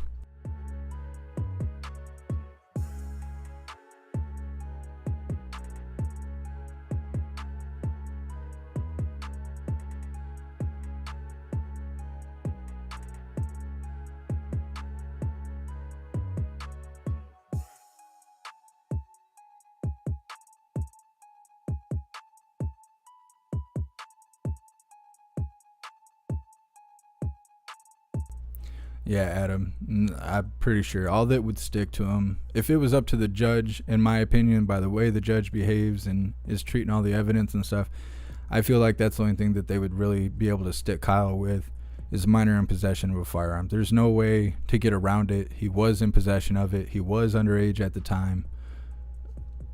I don't see how they could beat that unless they put it on his buddy, because the only way he got it was because his buddy purchased it for him using his money and then allowed him to walk out of his house, allowed Kyle to walk out of his house with his firearm, because that AR was purchased by his buddy. Technically, his buddy owns it. His buddy let an underage person walk out the house with his firearm and then use it for self-defense. So instead of Kyle receiving minor in possession of a firearm, which he could still get that, they could just put that blame on his buddy. It just depends on how hungry they are for money. A lot of these court systems and stuff, they don't really care about justice. They care about money. It's a business. So whatever benefits their business the most. Adam, do I have any world-class hooligans? Yes, there is. I think there's 6. I think there's 6 world-class hooligans. I'm pretty sure. I have a little chart or whatever on the dashboard that shows me if I go into my settings. But I'm pretty sure there's a couple of them. There's almost 400 official hooligans on YouTube. You may continue. We need the jury. Oh, what is it today? What is it today? Can I just ask real quick, Judge, before we bring them down? Do you have any idea what our lunch period's going to look like? It's warm food, so it's going to be whenever it arrives. Okay. It's supposed to come at around noon, but the 2 times we've had warm food before, they've all come quite early. So let's hope for the best. Could I ask, Your Honor, could we have a 12 to 1 break today? There's some additional issues that I made you aware of earlier that may require some extra time. I will, as much as I can, I will accommodate that, but as I say, if the food comes warm, I'm not going to make the jurors wait for more than 10 or 15 minutes max. Okay. Just so you know. Till 1. Yeah. Okay, thank you. Hello? Would you come down, please? Yep. Yeah, Liberty, sweetheart, I feel the same way. It's more like we should be worrying about the jurors and their personal opinions more than what's actually being proven or even spoke about.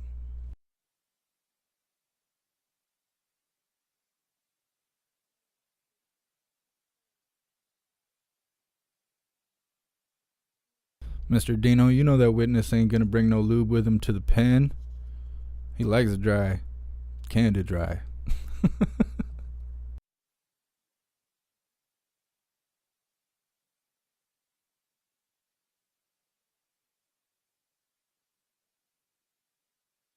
Look at the judge. He's like, you guys better get in here before these Molly Ranchers kick in. He's like, once that happens, you're on your own. He's like, I'm not even going to eat for lunch.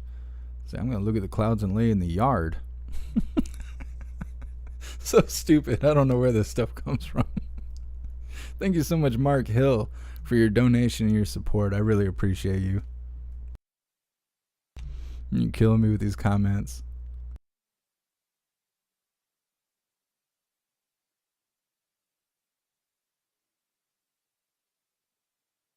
Yeah, I appreciate you being here, Jason.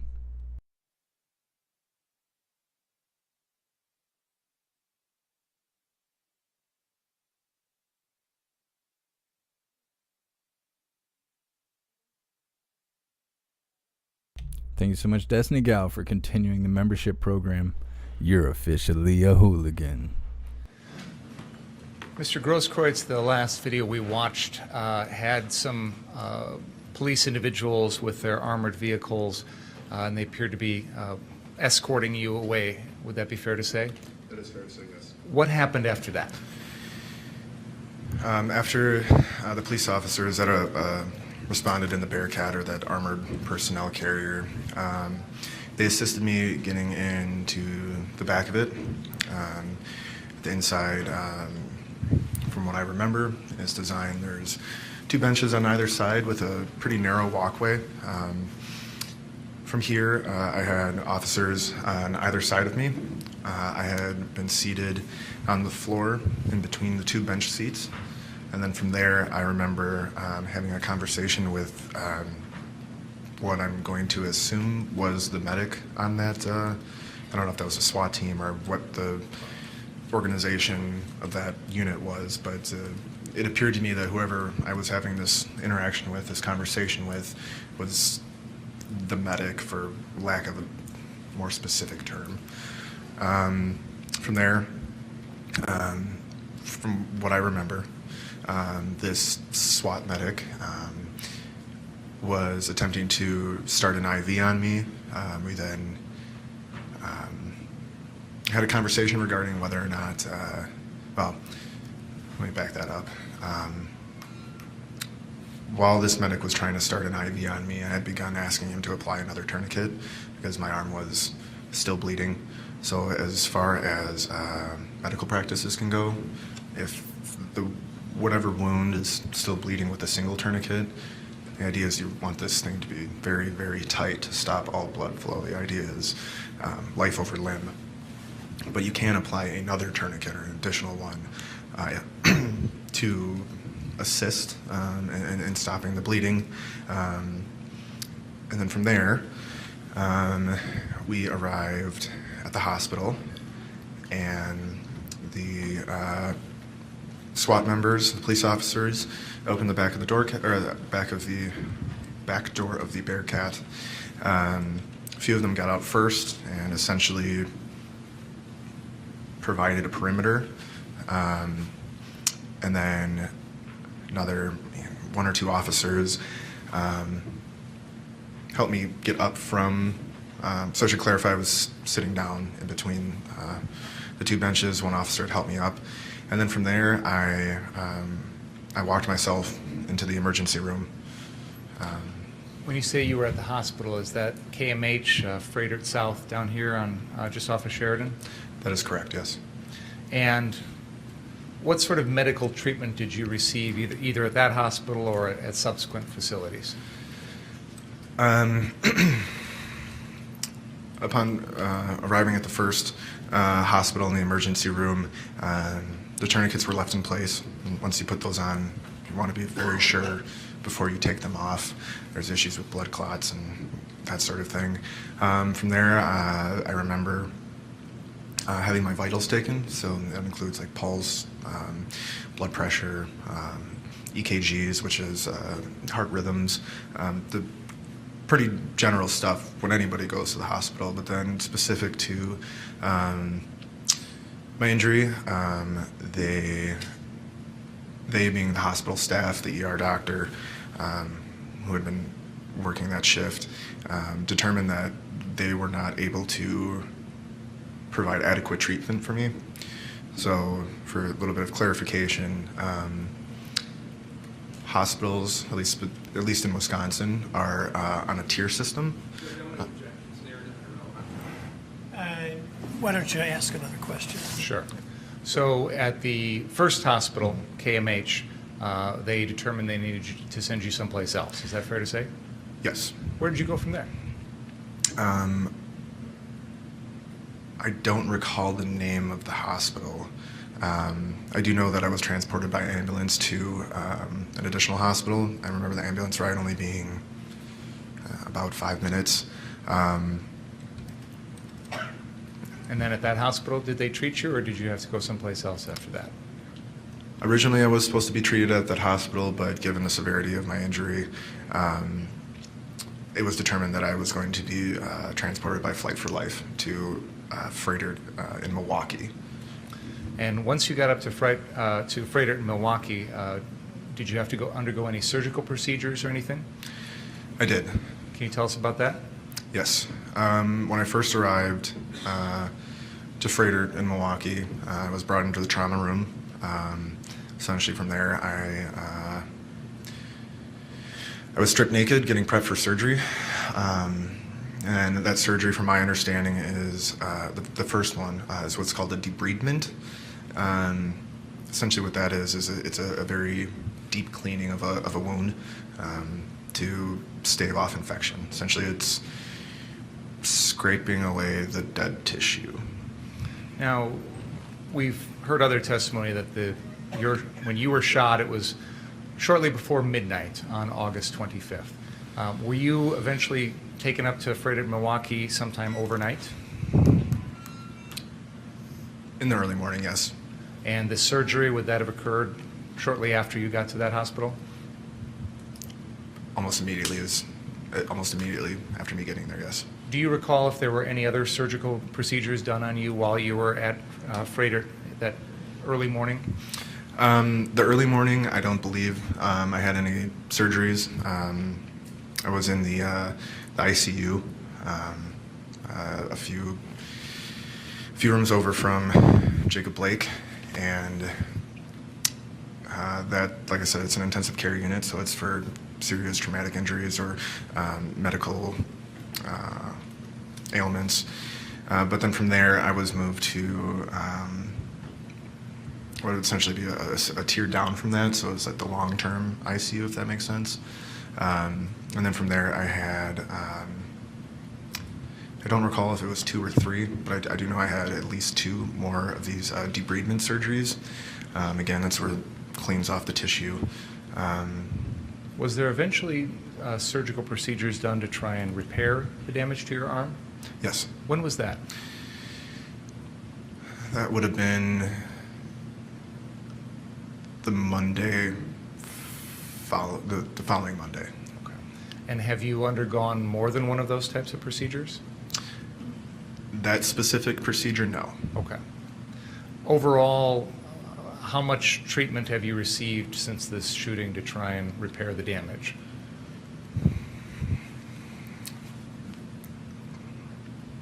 I would say about a week in the hospital for emergency care.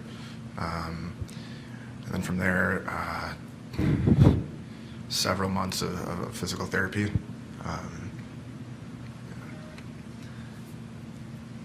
Now, when you got to the hospital, one of the hospitals, you said they took everything off of you. Did you have anything with you that you had picked up on the street while you were out around that night? Yes, I did. What did you have? I had a spent tear gas canister. I have an exhibit here which has been marked as exhibit number 61, I believe. Is that what the sticker says on there? Okay. I'm going to have Detective Antaramian remove this item and hold it up for the jury. Mr. Grosskreutz, is the detective holding up the item that you're referring to? Yes, he is. I would move exhibit 61 into evidence. Objection? No. Steve? Where did you find that? That would have been maybe 50 feet south on Sheridan from Car Source. From that 59th Street Or, car source? I'm sorry, yes, 59th Street Car Source. Okay. And you said it was spent, meaning whatever originally was there, all the gas had come out. Correct. Is that right? So it wasn't capable of doing any further damage or harm to anyone. Correct. Why did you pick it up? I don't know.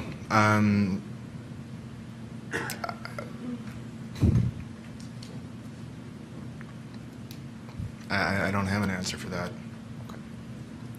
So, did there come a time in which law enforcement officers came to speak to you at the hospital? That's correct. Did they ask you to sign a release for them to obtain your medical records? They did. And did you, in fact, do so? I did.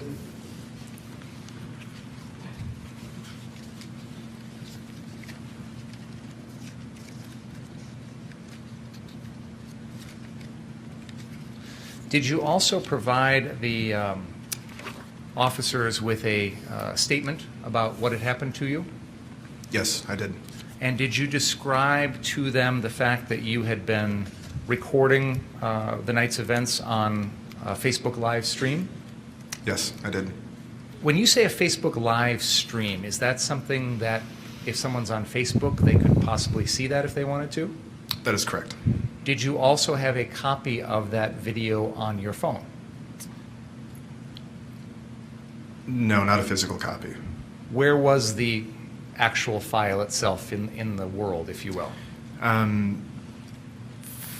When you record something on Facebook Live, it gets stored in your profile videos, photos.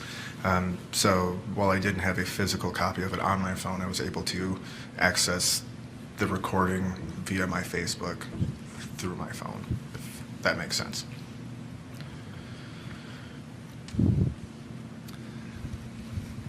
Were the police, did you make them aware of the fact that there was that video out there? Yes, I did.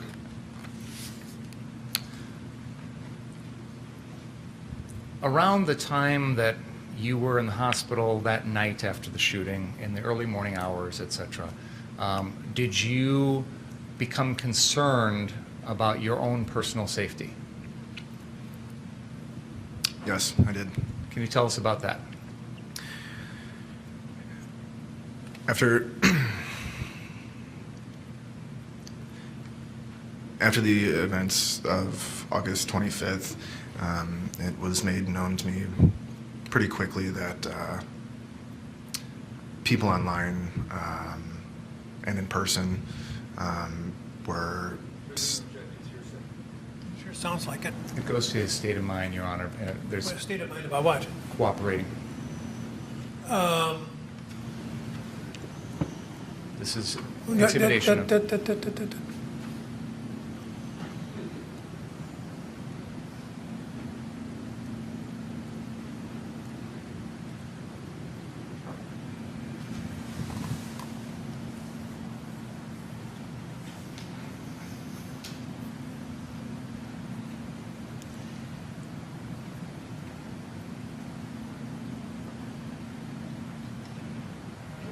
See, the rule is you can't buttress credibility unless it's attacked. It has been with the detective's testimony, Your Honor. There's been questioning over his cooperation level already.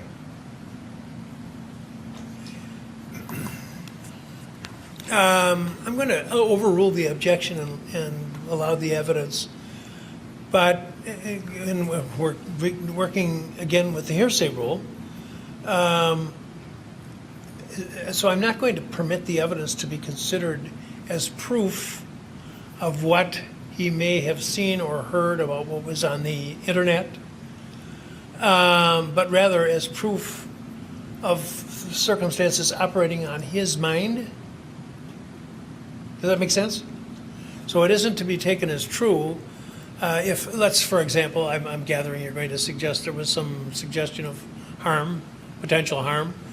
It's not being offered to prove that there was in fact a true risk from any particular source of any harm, but rather what he concluded based upon the information that he heard. Make sense? Okay, thank you. Please continue telling us about your concerns for your safety. So, like I had just said,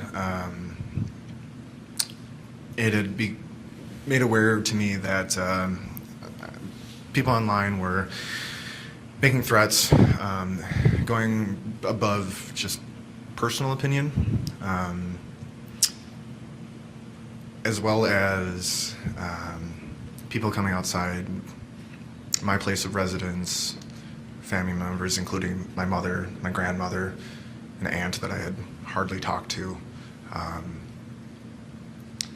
And that became very concerning for me. Did there come a time in which the investigating officers asked you for access to everything on your cell phone? Through my attorney, yes, I did. Was that something that you were interested in turning over to law enforcement? At the time, I was under the impression that I was fully cooperating, and so yes, that is something that I was willing to do. Did that actually happen? No, that did not. Do you know why not? At the time, no. I didn't know. Did you personally ever make a decision to refuse to give over all of the contents of your cell phone to law enforcement? Did you personally? I never personally refused that, no. May I approach your Honor?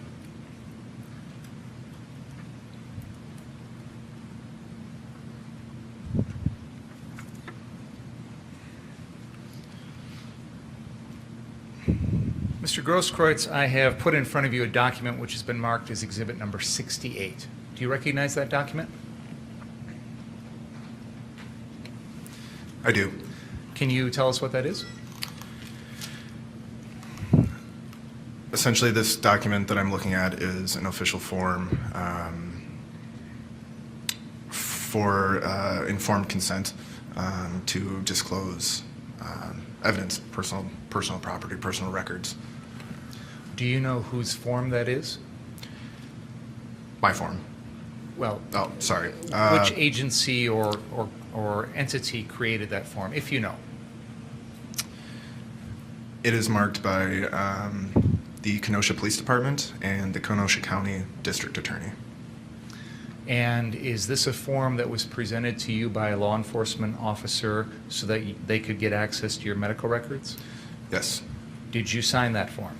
Yes, I did. What day did you sign it? August 26th, 2020. I'd move Exhibit 68 into evidence. Objection? No. Received.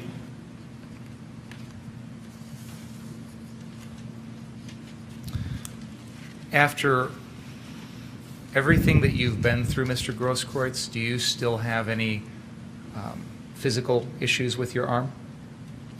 Yes. Can you tell us about that? Apart from the obvious loss of tissue, muscle doesn't grow back.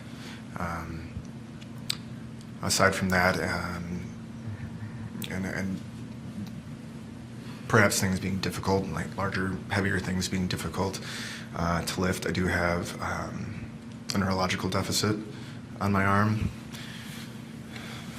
So I would say about here where the injury is.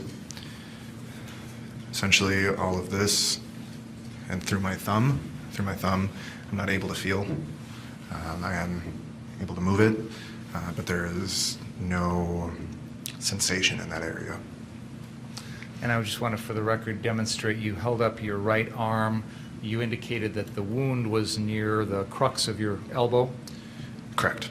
And you indicated that there was no feeling in an area of the arm, which, if I'm characterizing this correctly, and please correct me if I'm wrong, it looked like you were describing the top of your forearm running from the elbow down to your right thumb. Would that be fair to say? That is correct. In the area where that wound was, did you have a tattoo? I did. Is that But- I'm sorry, I still do. And what does that tattoo say? Tattoo is a image of a pretty prominent symbol in the healthcare field. It's the snake wrapped around the cross, around the staff. On the top, there is a banner that says "Do no harm," meaning do no harm. It's a banner on the top here, and then on the bottom, there was a banner that said "Do no harm," KNOW harm. Yes. And that's one of the mantras of the medical industry is first, do no harm. Correct. One moment, please.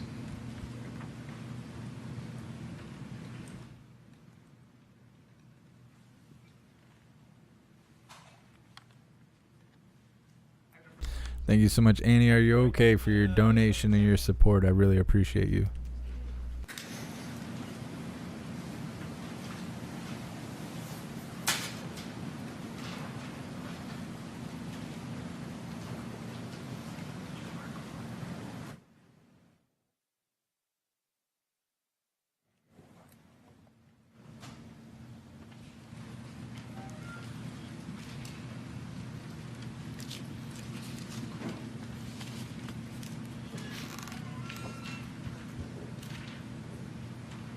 So, Mr. Grosskreutz, on the morning of the 26th of August, do you remember telling the officer who interviewed you, sometime during the incident, my Gen 4 Glock 27 that has a belt clip attached fell off my waist?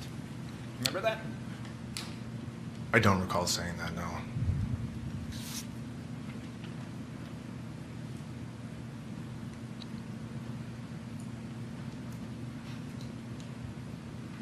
Can I show him the statement?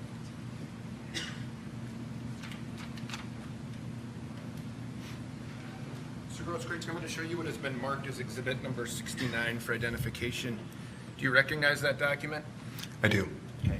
And that's, if I could be fair, I'm not going to stand by you the whole time, so I'm sorry, but is that your signature? That is. Okay. And it appears that that is, it says on 8/25/20 at 11:30 p.m. at 6300 Sheridan Road, and then it goes on a narrative version of your statement. Is that right? Correct. Okay.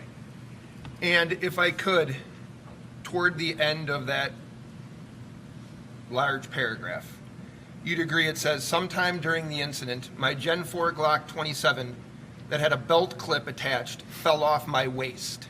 Correct? Correct. Okay. That's a lie, right? I wouldn't say that's a lie, no. You didn't take the Glock out of your back here and run with it? I did. So it didn't fall off your waist. It was in your hand. That's correct. So you would say that's not a lie? No, I would say it isn't. Okay, and you told that to multiple officers. Isn't that true? I don't know. Same exhibit, sir. The next sentence. I told multiple officers that I dropped my firearm. Right? Correct. Okay. Now, you didn't drop your firearm. You were chasing Mr. Rittenhouse with your gun, right? You are. You were chasing him with your gun? Yes? No. You didn't chase him down Sheridan Road, pulling your gun, chasing after him. That's a lie. You're saying that didn't happen. I'm not saying that it didn't happen, but I wasn't chasing the defendant. You were running after him? No. No. Okay. Did you ever get charged for not telling the truth to the police about dropping your gun? No. Did you ever tell the police in here on this statement that you actually had a firearm in your hand and pointed it at the defendant? No, I did not. You never told them you had a gun at all in terms of as you had an interaction with Mr. Rittenhouse. True? That is correct. And I know you said you don't know, but Jason Lakowski testified that he picked up that firearm that he believes belonged to you, and there was one in the chamber. Do you dispute that that could be true? No, I did not. Now, you had talked about your purpose of being there that evening. You're a member of our Wisconsin Revolution, are you not? No, I'm not. You're a member of the People's Revolution? No, I'm not. Have you spoken at their rallies? I have at one. And during that rally, have you made statements such as, long live the revolution? I have. And you have no affiliation with them, though? Affiliation, yes. Okay, there's some of those people in the crowd today, aren't there? Yes. Now, your first statement to Officer, I think it's Birch, on the morning of the 26th.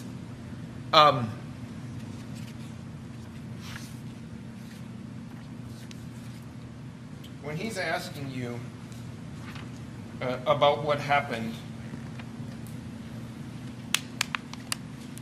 if I have this right, you don't explain at all to him as to how you approached Mr. Rittenhouse with your gun, correct? Am I able to? I don't know. You don't know? I don't remember specifically on that document. Okay. No. In fact, 6 hours after you had been shot, you had a lawyer, right? Correct. Okay. And you wanted to stop the interview with the police because you had a lawyer, right? That is correct. And this is a civil lawyer, right? That is one thing that she represents, yes. Okay. And she's in court today, right? Yes, she is. Okay. And I know this wasn't addressed, but you have I'm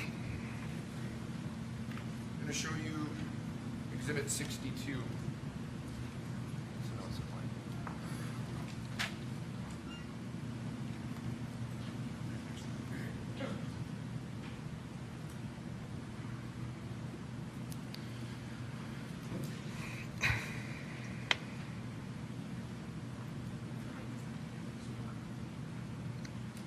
So I'm going to show you what has been marked as Exhibit. They just wrecked this guy. Just 30 seconds was all it took. Wrecked him. A notice of claim. Is that right? That is correct. Okay. Filed on your behalf by your lawyer, right? That is correct, yes. Making a notice or telling, among others, the city and county of Kenosha that you would like $10 million. True? That is correct. Did you read this? I did. So are you aware in this document, you never mentioned that you actually possessed a firearm? You know that? That is correct. You left that part out, right? That is correct. Judge, I would move 62. Is there objection? No. Steve? You then had, shortly thereafter, I want to say in October, I'm going to show you what is Exhibit 63. You have now filed a lawsuit in federal court. Is that right? That is correct. Did you read that? Yes, I did. In that document, you again failed to mention that you possessed a firearm. Is that right? That is correct. So you, in these documents that you are filing with courts, you are leaving out the fact that you had possessed a firearm when you were shot, right? That is correct. Okay. And this is, so to be fair, this is your testimony today, and how this case turns out has an impact on your ability to try to collect your $10 million, right? That is correct. So if he's convicted, if Mr. Rittenhouse is convicted, your chance of getting $10 million is better, right? I'm not entirely sure how that plays out. Haven't had any conversations with your lawyer about Well, that? you're not going to ask about conversations with his lawyer. Okay, fair enough. You're aware that if Mr. Rittenhouse is convicted, your chances of getting the $10 million are better? I'm going to object, Your Honor. This has been asked and answered, and I don't think he's got a basis to answer that. Judge, Well, I sustain on the first ground. I would move 63. Objection? No. Received.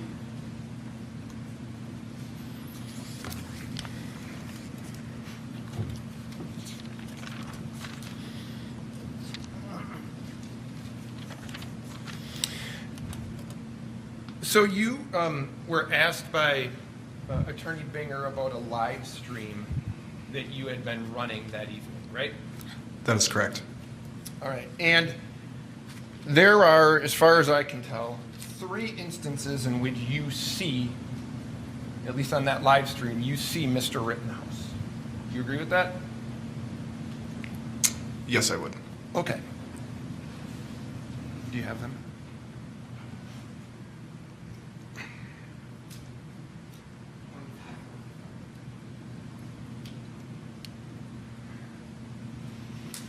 And during that first contact, which we'll see, you're filming, you had talked a little bit about this, you were filming him 23:45.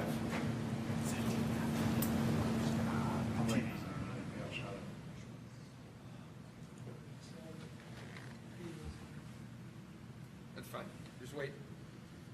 I'm gonna put them all on.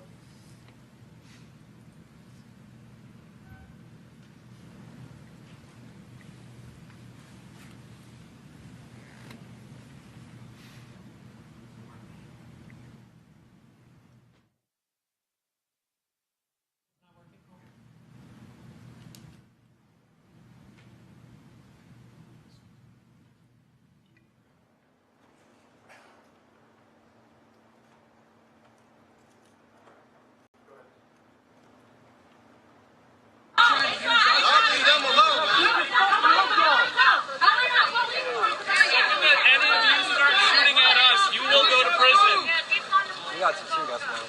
No, I don't defund the police because I ain't doing none of that tear shit down. I don't think you understand what defund means. We're not asking for abolition yet. We're asking for social programs to be funded. So we don't end up with more redneck asses like you.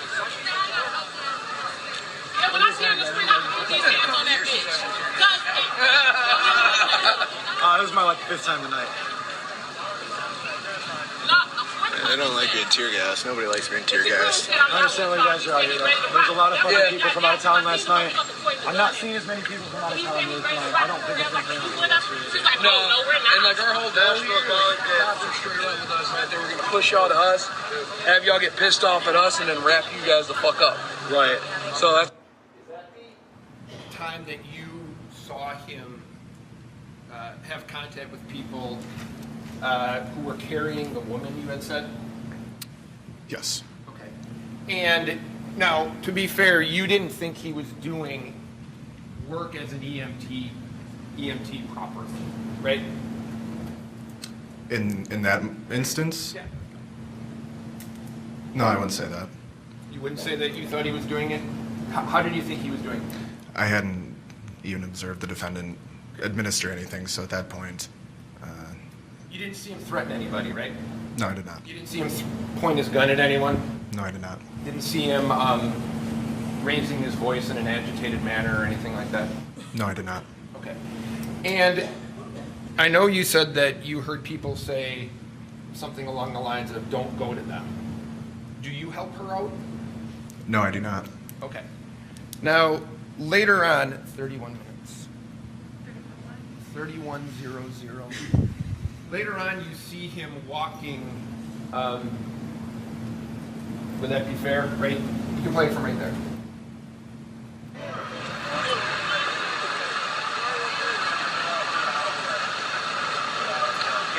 Looks like the Boogaloo boys, the good old boys rolling up. Two right there. Keep going. Two right there.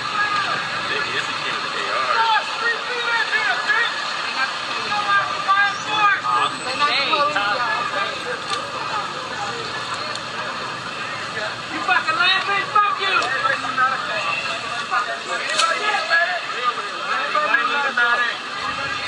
Yep. So you hear him say, anybody need a medic, right? Correct. Okay. Natalie, go ahead. Got our own medics. You're good. You can go home. Fucking stupid. And that's you, right? Speaking? Yeah. That is correct. So you say you can go home, you fucking stooge. Right? Correct. Okay. He didn't do anything to you, did he? No. You didn't see him threaten anyone, did you? No, I did not. You didn't see him act aggressive toward anyone, did you? No, I did not. In fact, again, whether you agree that he's a medic or not, he's asking people if they need help. Agreed? That is correct. Okay. Then 57:28. Mr. Binger had asked you about this one, and this is the time that Mr. Rittenhouse is. You videotaped him. That's fine right there. Go ahead. I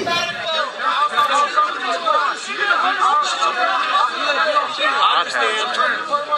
Hey, your job isn't to be in the street. You gotta stay on your property. That's why you got problems already with people. So you see him pulling a dumpster out of the road, right? Correct. And you'd agree on normal situation, a dumpster's not supposed to be in the road?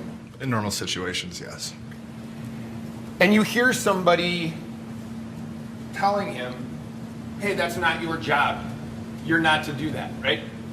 That is correct. He doesn't react to that person at all, does he? No, he does not. He doesn't threaten that person in any way? No, he does not. He doesn't point his firearm at that person? No, he does not. To be fair, he ignores that person, doesn't he? I think that's a fair way of putting it. Okay. And in terms of the next time you really see him is your contact with him on Sheridan Road after the shooting of Joseph Rosenbaum, right? That is correct. Okay. Now, you were asked, were you armed with a firearm? And you said that you were, right? One Mr. Binger said, what do you bring? And you said keys, wallet, whatever else, and a gun, right? I did say that, yeah. Kind of standard operating procedure for you out in the summer of 2020? Not just the summer of 2020. Oh, so you had carried your firearm at times previous to that? That's correct. And you're doing that for personal protection, correct? Correct. And you're carrying it concealed, are you not? That is correct. It's unlawful for you to carry it concealed. Is that not true? Unlawful? Yeah, you can't carry a concealed weapon without a CCW permit, right? That is correct, yes. You have to open carry. You have to have, been talking about people with their guns out, you have to carry it with it out if you don't have a CCW permit, right? That is correct. And you didn't have a CCW permit, did you? I did have a CCW permit. It wasn't valid, correct? After the fact, yes, I found out that it was not valid. So have you been charged for unlawfully carrying a firearm in this case? No, I have not. So you're carrying a gun for protection in your, if I have it right, back here, right? That is correct. And I'm motioning into my, kind of my belt area. Correct. Okay. Now, your first contact with Mr. Rittenhouse, I think you had testified that you believed that he said to you that he was going to the police, or that he was working with the police, right? That is correct. Well, on your statement on the 26th, which is the first statement you gave to law enforcement, right? Correct. You told law enforcement, I heard the guy say, quote, that he pulled the gun on me first, unquote, right? That is correct. So you never say to the police during your interview, he told me he was working with you guys.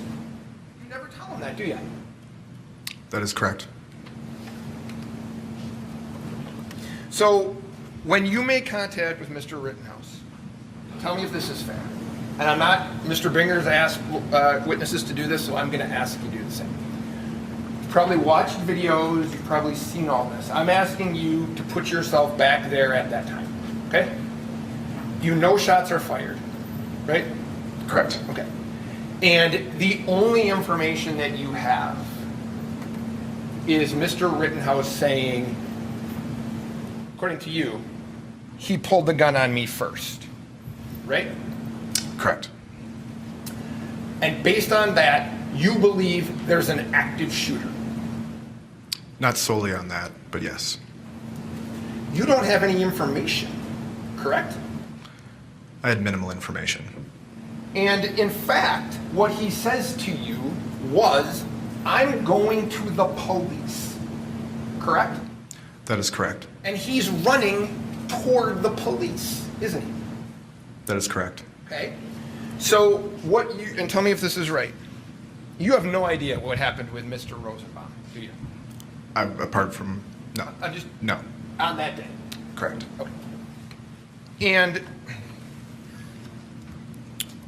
he tells you, he's running, and he tells you, whatever he tells you, I'm going to the police, or what you think is, he pulled the gun first, and he's running away from you, right? He's running north on Sheridan Road. Yes? Correct. And he's running away from where you're standing.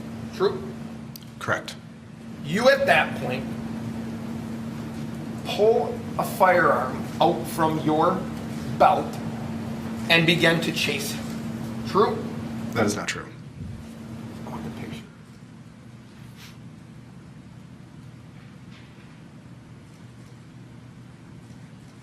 I'm going to show you what has been marked as Exhibit 35. You take a peek at that for a second? It's just a picture of his wiener. That's a picture of you, is that right? On the right-hand side with the blue cap and... Yeah. You can look there where Yeah. this is you, right? Correct. Okay. And you're digging into your waistband in the back, are you not? Yes. That's where your gun is located, is it not? That is correct. Okay. Do you see Kyle Rittenhouse in this picture? I don't think so, no. Okay. So if we can be fair here, this isn't him, right? No, it is not. And you don't believe that's him? I don't believe so, no. And you'd agree none of these other people are him either? I think that's a fair thing to say, yes. Okay. What do you think, to the best of your ability, how far that guy's ahead of you?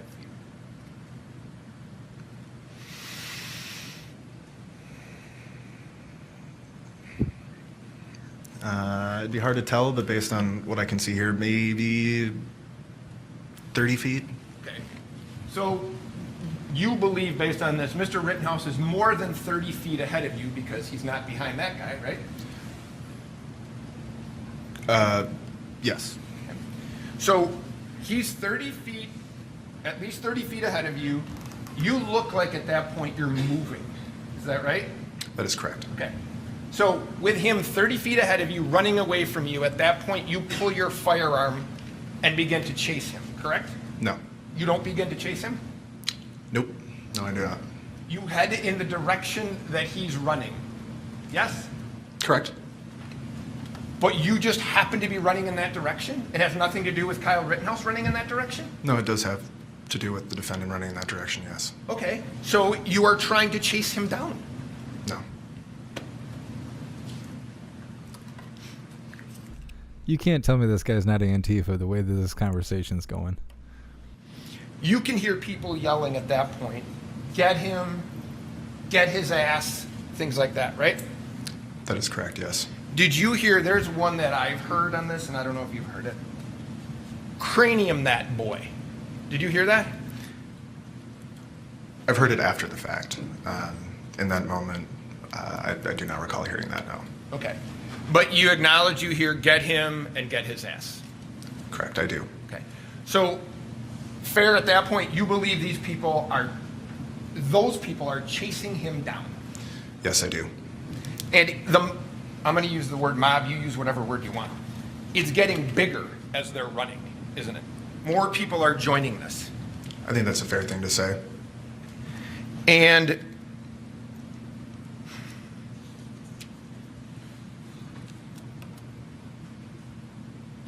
you believe, well, tell me if this is true. You were concerned for Kyle Rittenhouse's safety. Yes, I was. You were concerned because you saw, and I'm going to refer to him as the only way we refer to him, jump kick man. So you see this guy kick him in the face. True?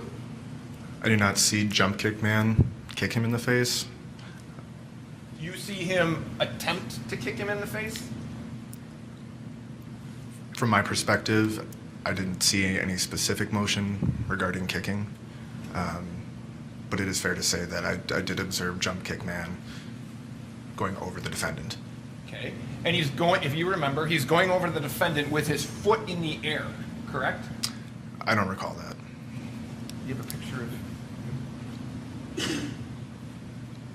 This guy is killing me right now. Words.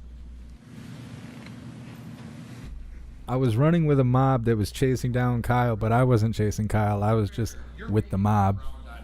Mr. Rittenhouse, correct? As you're running in his direction. Correct. Okay, you eventually catch him. Correct. Come up to him, right? Correct. Okay.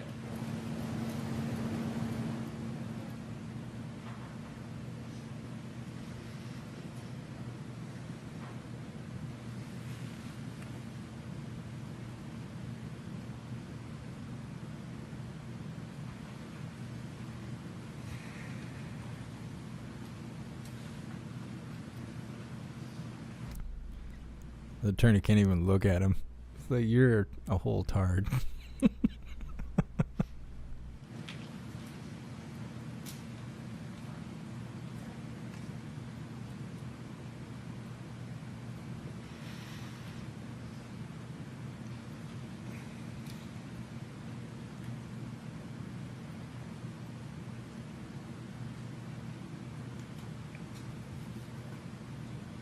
can turn around, or whichever you want to do.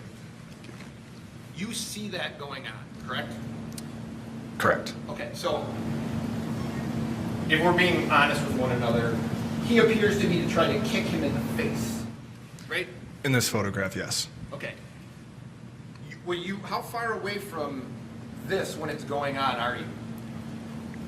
I don't recall how far away I was exactly when this action occurred. You're a matter of feet, though, right? I think that's a fair thing to say. Okay. Close. All right, and you're seeing this, so you are having some concern, maybe as a medic or while you're training, that Kyle Rittenhouse is in physical danger. Is that right? Correct. Okay. So, and you believe he's in physical danger because he's being attacked, right? That's fair. It's a fair thing to say, yes. Okay. So you see this, then you see, can you bring up the Huber picture, please? Then you see Mr.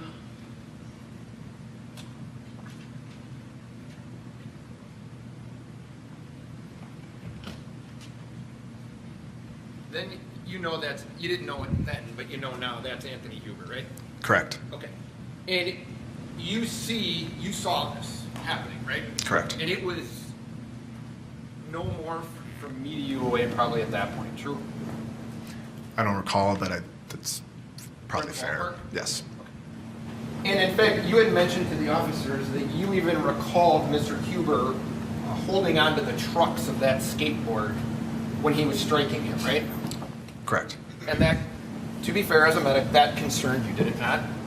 I think anytime that there's a risk of head trauma, it's a risk. Yeah, no, fair enough. So, you believe in this picture, one of the reasons you wanted to intervene was you believe that Mr. Rittenhouse was in danger of being seriously hurt, right? In part, yes. And you had mentioned to the police that evening that you tried telling Mr. Huber, you just said the guy, but you tried telling the guy to stop hitting him with the skateboard. Is that right? That is what I put in my statement, yes. Is that true? With the benefit of hindsight, I don't believe that to be true, no.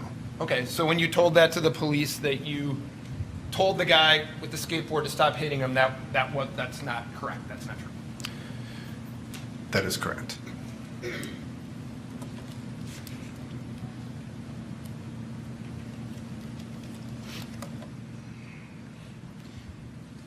Now, your original statement then to the police was, I tried telling the guy to stop hitting him with the skateboard. The guy on the ground then turned over, racked the weapon, and pointed his gun at me and shot me, right? That is correct, yes. You omitted the idea. You omitted the fact that you ran up on him and had a Glock pistol in your hand, right? You left that out. Correct. Would you think in a case where you are shot that providing the police information that you were actually possessing a firearm at the time would be relevant? I think that's fair, yes. Okay. But you didn't think it was relevant to tell him that day, correct? It's not that I didn't think it wasn't relevant.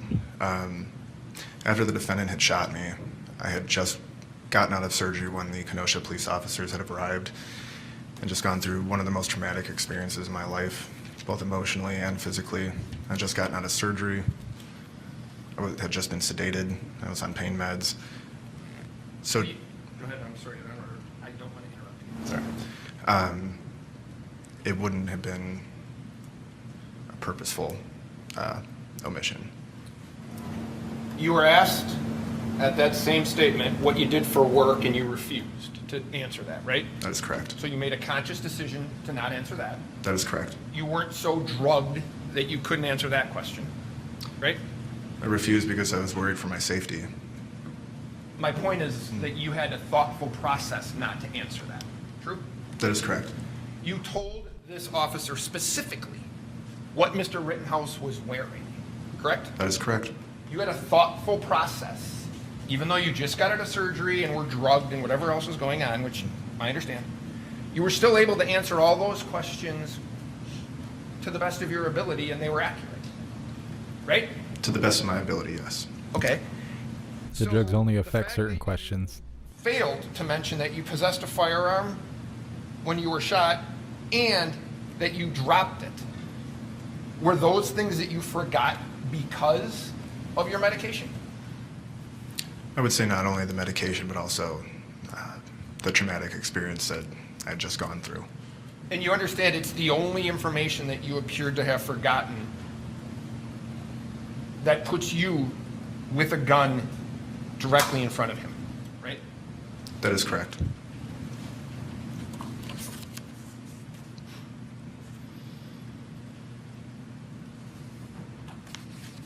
Now,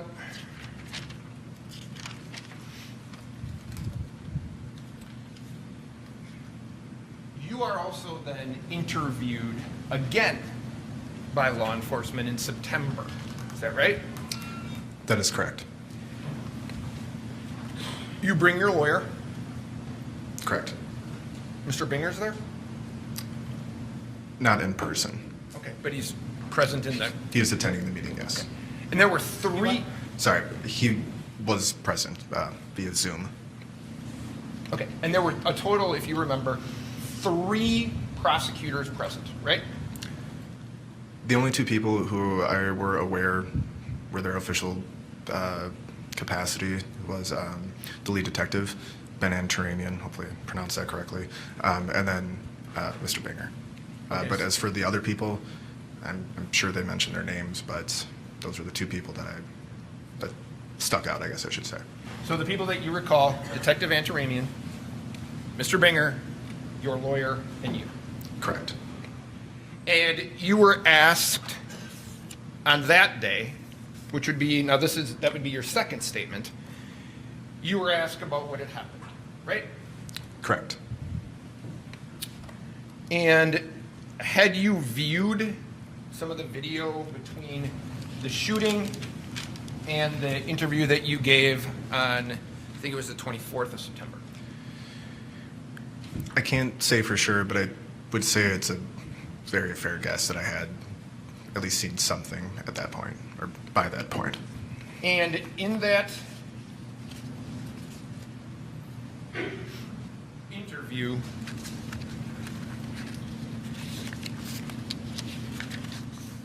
you don't answer any questions about the shooting, do you? No, I do not. This lead detective on a homicide case, where you are also shot, is trying to gather information to figure out exactly what went on, and you refuse to answer questions about that, right? Specifically about the shooting? Yeah. That is correct. Was that your decision or your lawyer's decision? That was the advice that my counsel gave me. So your counsel wouldn't let you answer questions about your involvement. True? I wouldn't say that she wouldn't let me, but she advised against it. So your statements about what actually happened, first time that we're getting an insight as to what actually happened is today, right? I don't think that's accurate. Well, on the 24th, you refused to answer questions, right? The 24th of... September. Correct. And the day after the incident, you acknowledge you left out the fact that you even had a gun, right? That is correct.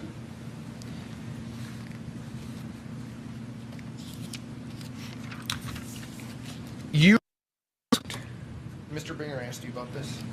You were asked for permission to look through your phone, right? I do recall that, yes. You never actually gave your phone to Detective Antaramian to look through, did you? My phone was picked up off the street the night of the 25th. So, no, I didn't give my phone to anybody.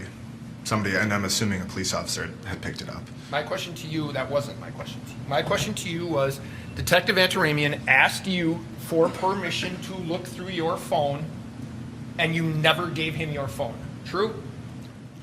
I never gave him permission to look through my phone, no. Are you aware that he had a search warrant for your phone? No, I was not.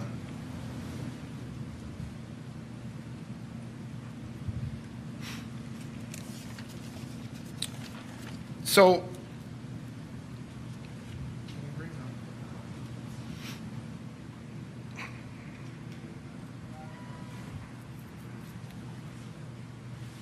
if I can, Mr. Grosskreutz, I'm going to walk you through a little bit of the video. Okay? Are we good on time? I haven't been notified that the lunch is here, but I gotta pop up with a leaving message. you heard what? 15, 20 minutes I sent you. From now? Yes, from noon. Okay. Yeah. It's up to you. Well, are you fine with time? You had asked for 12 to 1. Right. You were in the middle of an examination, so I will, I'll hear from you guys as to what you want to do. If it's not here, I'm fine. I'm ready to continue. I just didn't know if he had a problem. I just was hoping for an hour, whenever we. Okay. I'll give you an hour whenever we stop. Thank you. Okay.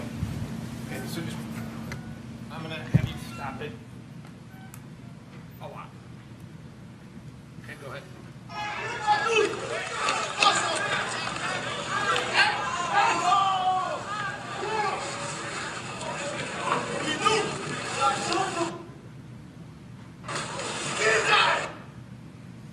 Now, you see that? This isn't you, but you see this gentleman right here? You see that? I do. Okay. Would you like Sister Marcian's pointer? It's up to you. I don't, you're welcome to use your glasses if you want. He's got it. Oh, he's got it. You see this gentleman right here, right? I do. Okay, now you agree he advanced on what ran after, came up to Mr. Rittenhouse, right? Can you rewind just slightly?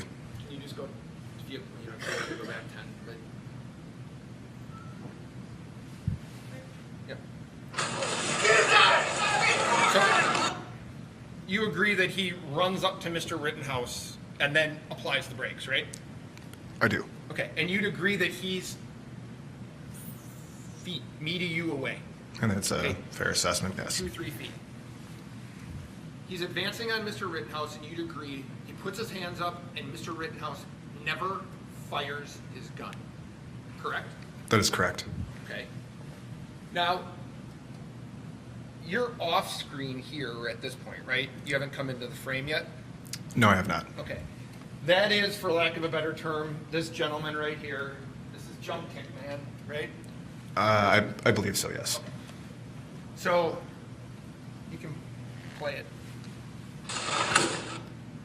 So, you now see that Jump Kick Man kicked Mr. Rittenhouse in the face, and 2 shots are fired, correct? With this video, yes. Okay. You hear that, right? In the moment, yes, I did hear it. Okay. Now, if you can see, and we'll play it, I'm not trying to trick you. This is Mr. Huber, correct? It is hard to see with whatever is blocking. Okay. Play it for a second. Okay, that's Mr. Huber, right? That is correct, yes. Now, this person here that's just coming into the frame, that's you. That is correct, yes. Okay. And you are running, correct? Yes, I was. Okay.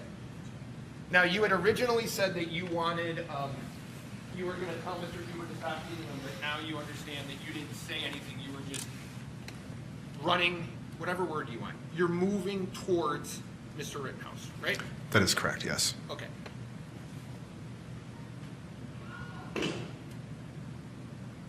We just heard a shot, yes? Correct. Okay. And to be fair, that you put on the brakes, right? You were running, you then almost stop in your tracks. Fair enough? Correct. Okay. And I don't know if your arms are up at that point, but it looks like you're kind of protecting your head at that point. Is that fair? That is correct. Okay. How far do you think you are away from him at that point, to the best of your ability? I would say about there, between Me and you? you and I, correct. So 3 feet? 3 to 5. Okay. Now, at that point, you have your hands up, right? Yes, I do. Now, you probably don't notice him at the time. This guy's holding up what looks like a wooden club of some type. Some sort of wooden object, yes. Okay. So your hands are up, and at that point, he has not fired at you, correct? No, he is not. Okay. It's going to be quick. You'd agree at this point, you are dropping your hands, you are loading your front foot, and you are moving toward Mr. Rittenhouse at that point, true? Yes. Okay. So, when you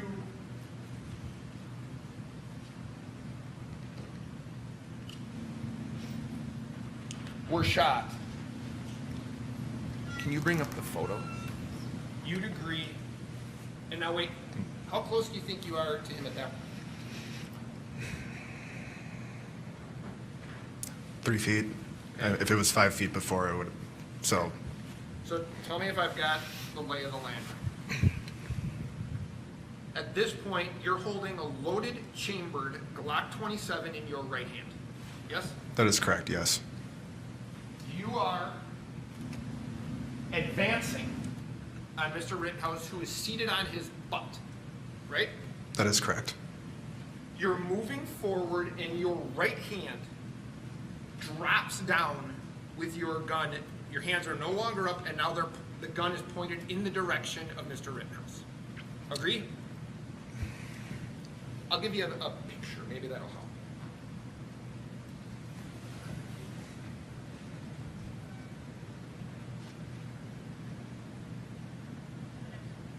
What?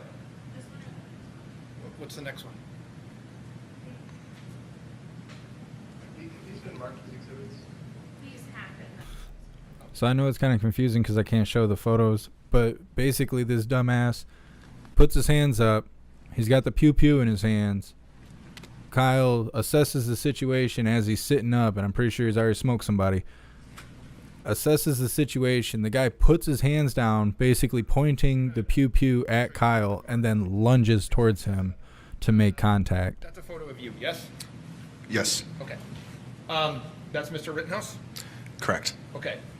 Now, you'd agree your firearm is pointed at Mr. Rittenhouse, correct?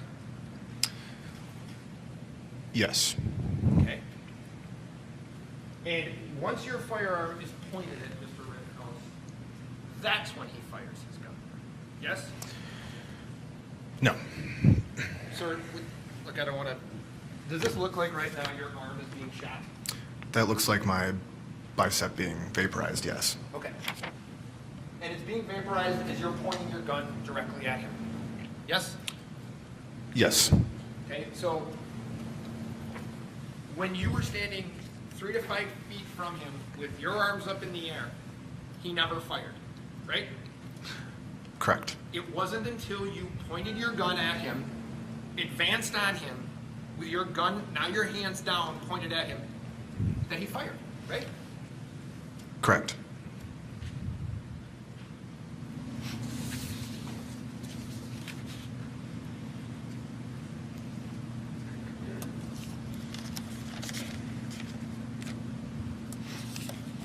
He just lost that $10 million lawsuit. There's no way he's getting that.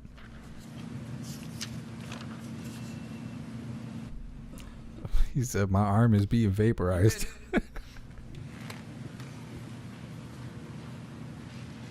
Now, you had mentioned that you believe that he was re-racking, I don't know much about guns, but you had mentioned that you believed he was re-racking his gun or something, right? That is correct. Yes. Okay. Now, this is your, tell me if this is right. This is your tweet from November 5th. So, during this trial, you're tweeting out, yes? Yes. And you tweet out to whoever these people are, make sure you look and listen for the defendant's firearm malfunction, and then you have a winky emoji face. Is that right? That is correct. Yes. Okay. So this is, the 5th was yesterday? That would have been Friday. Time's flying, Judge. So Friday at 7:45, and what's the winky emoji face for? I believe that was in response to whoever the original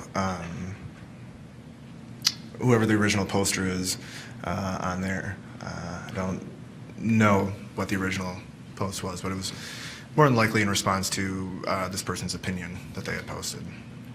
Now, you had said that you were looking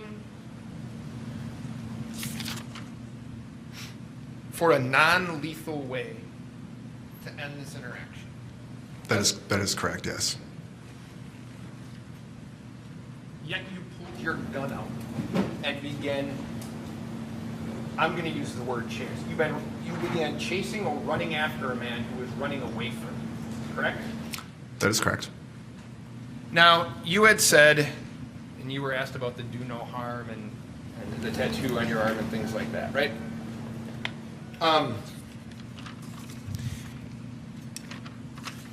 You have some regrets from that evening, don't you?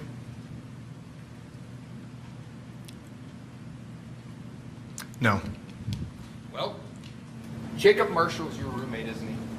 No, he's not. He was your roommate, correct? He was, yes. Okay. And Jacob Marshall came to visit you in the hospital. Is that right? Yes, he did. Okay. And I know he's taken it down, but not before we saw it. He posted something on either Twitter or Facebook with you, right? Correct. Do you remember that? Remember what? The picture that you guys took in the hospital together? Yes, I do.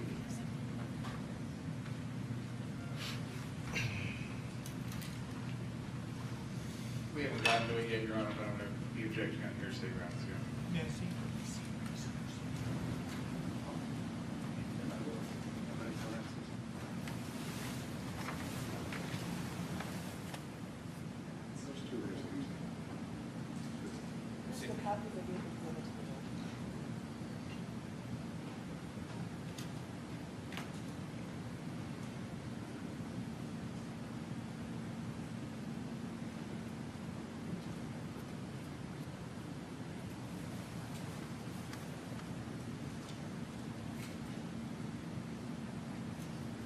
Look at this dirtbag.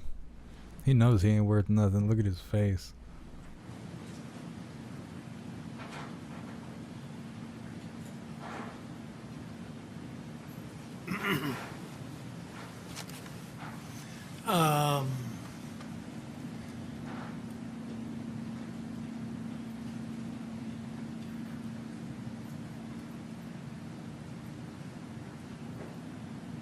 We need to talk about this.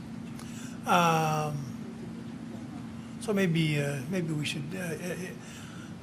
I assume you have more questions beyond this. Not a ton, but we should probably get this cleared up. Yeah, we might as well.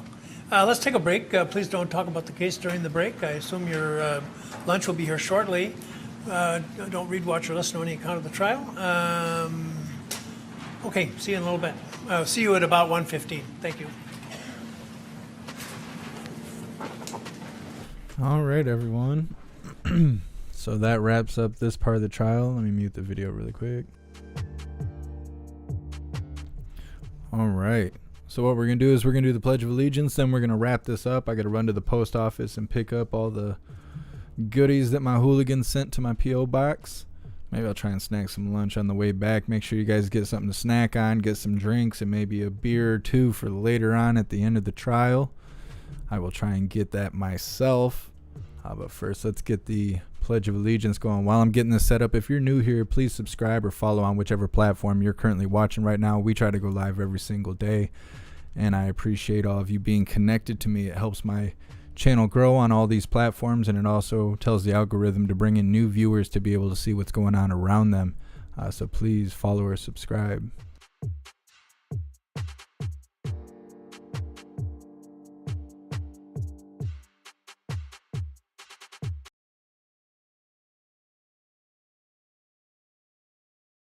Oh, also we have a poll going on YouTube. I will read that out loud when we're done with the pledge. All right, please join me for the Pledge of Allegiance. I pledge allegiance to the flag of the United States of America and to the republic for which it stands, one nation, under God, indivisible, with liberty and justice for all.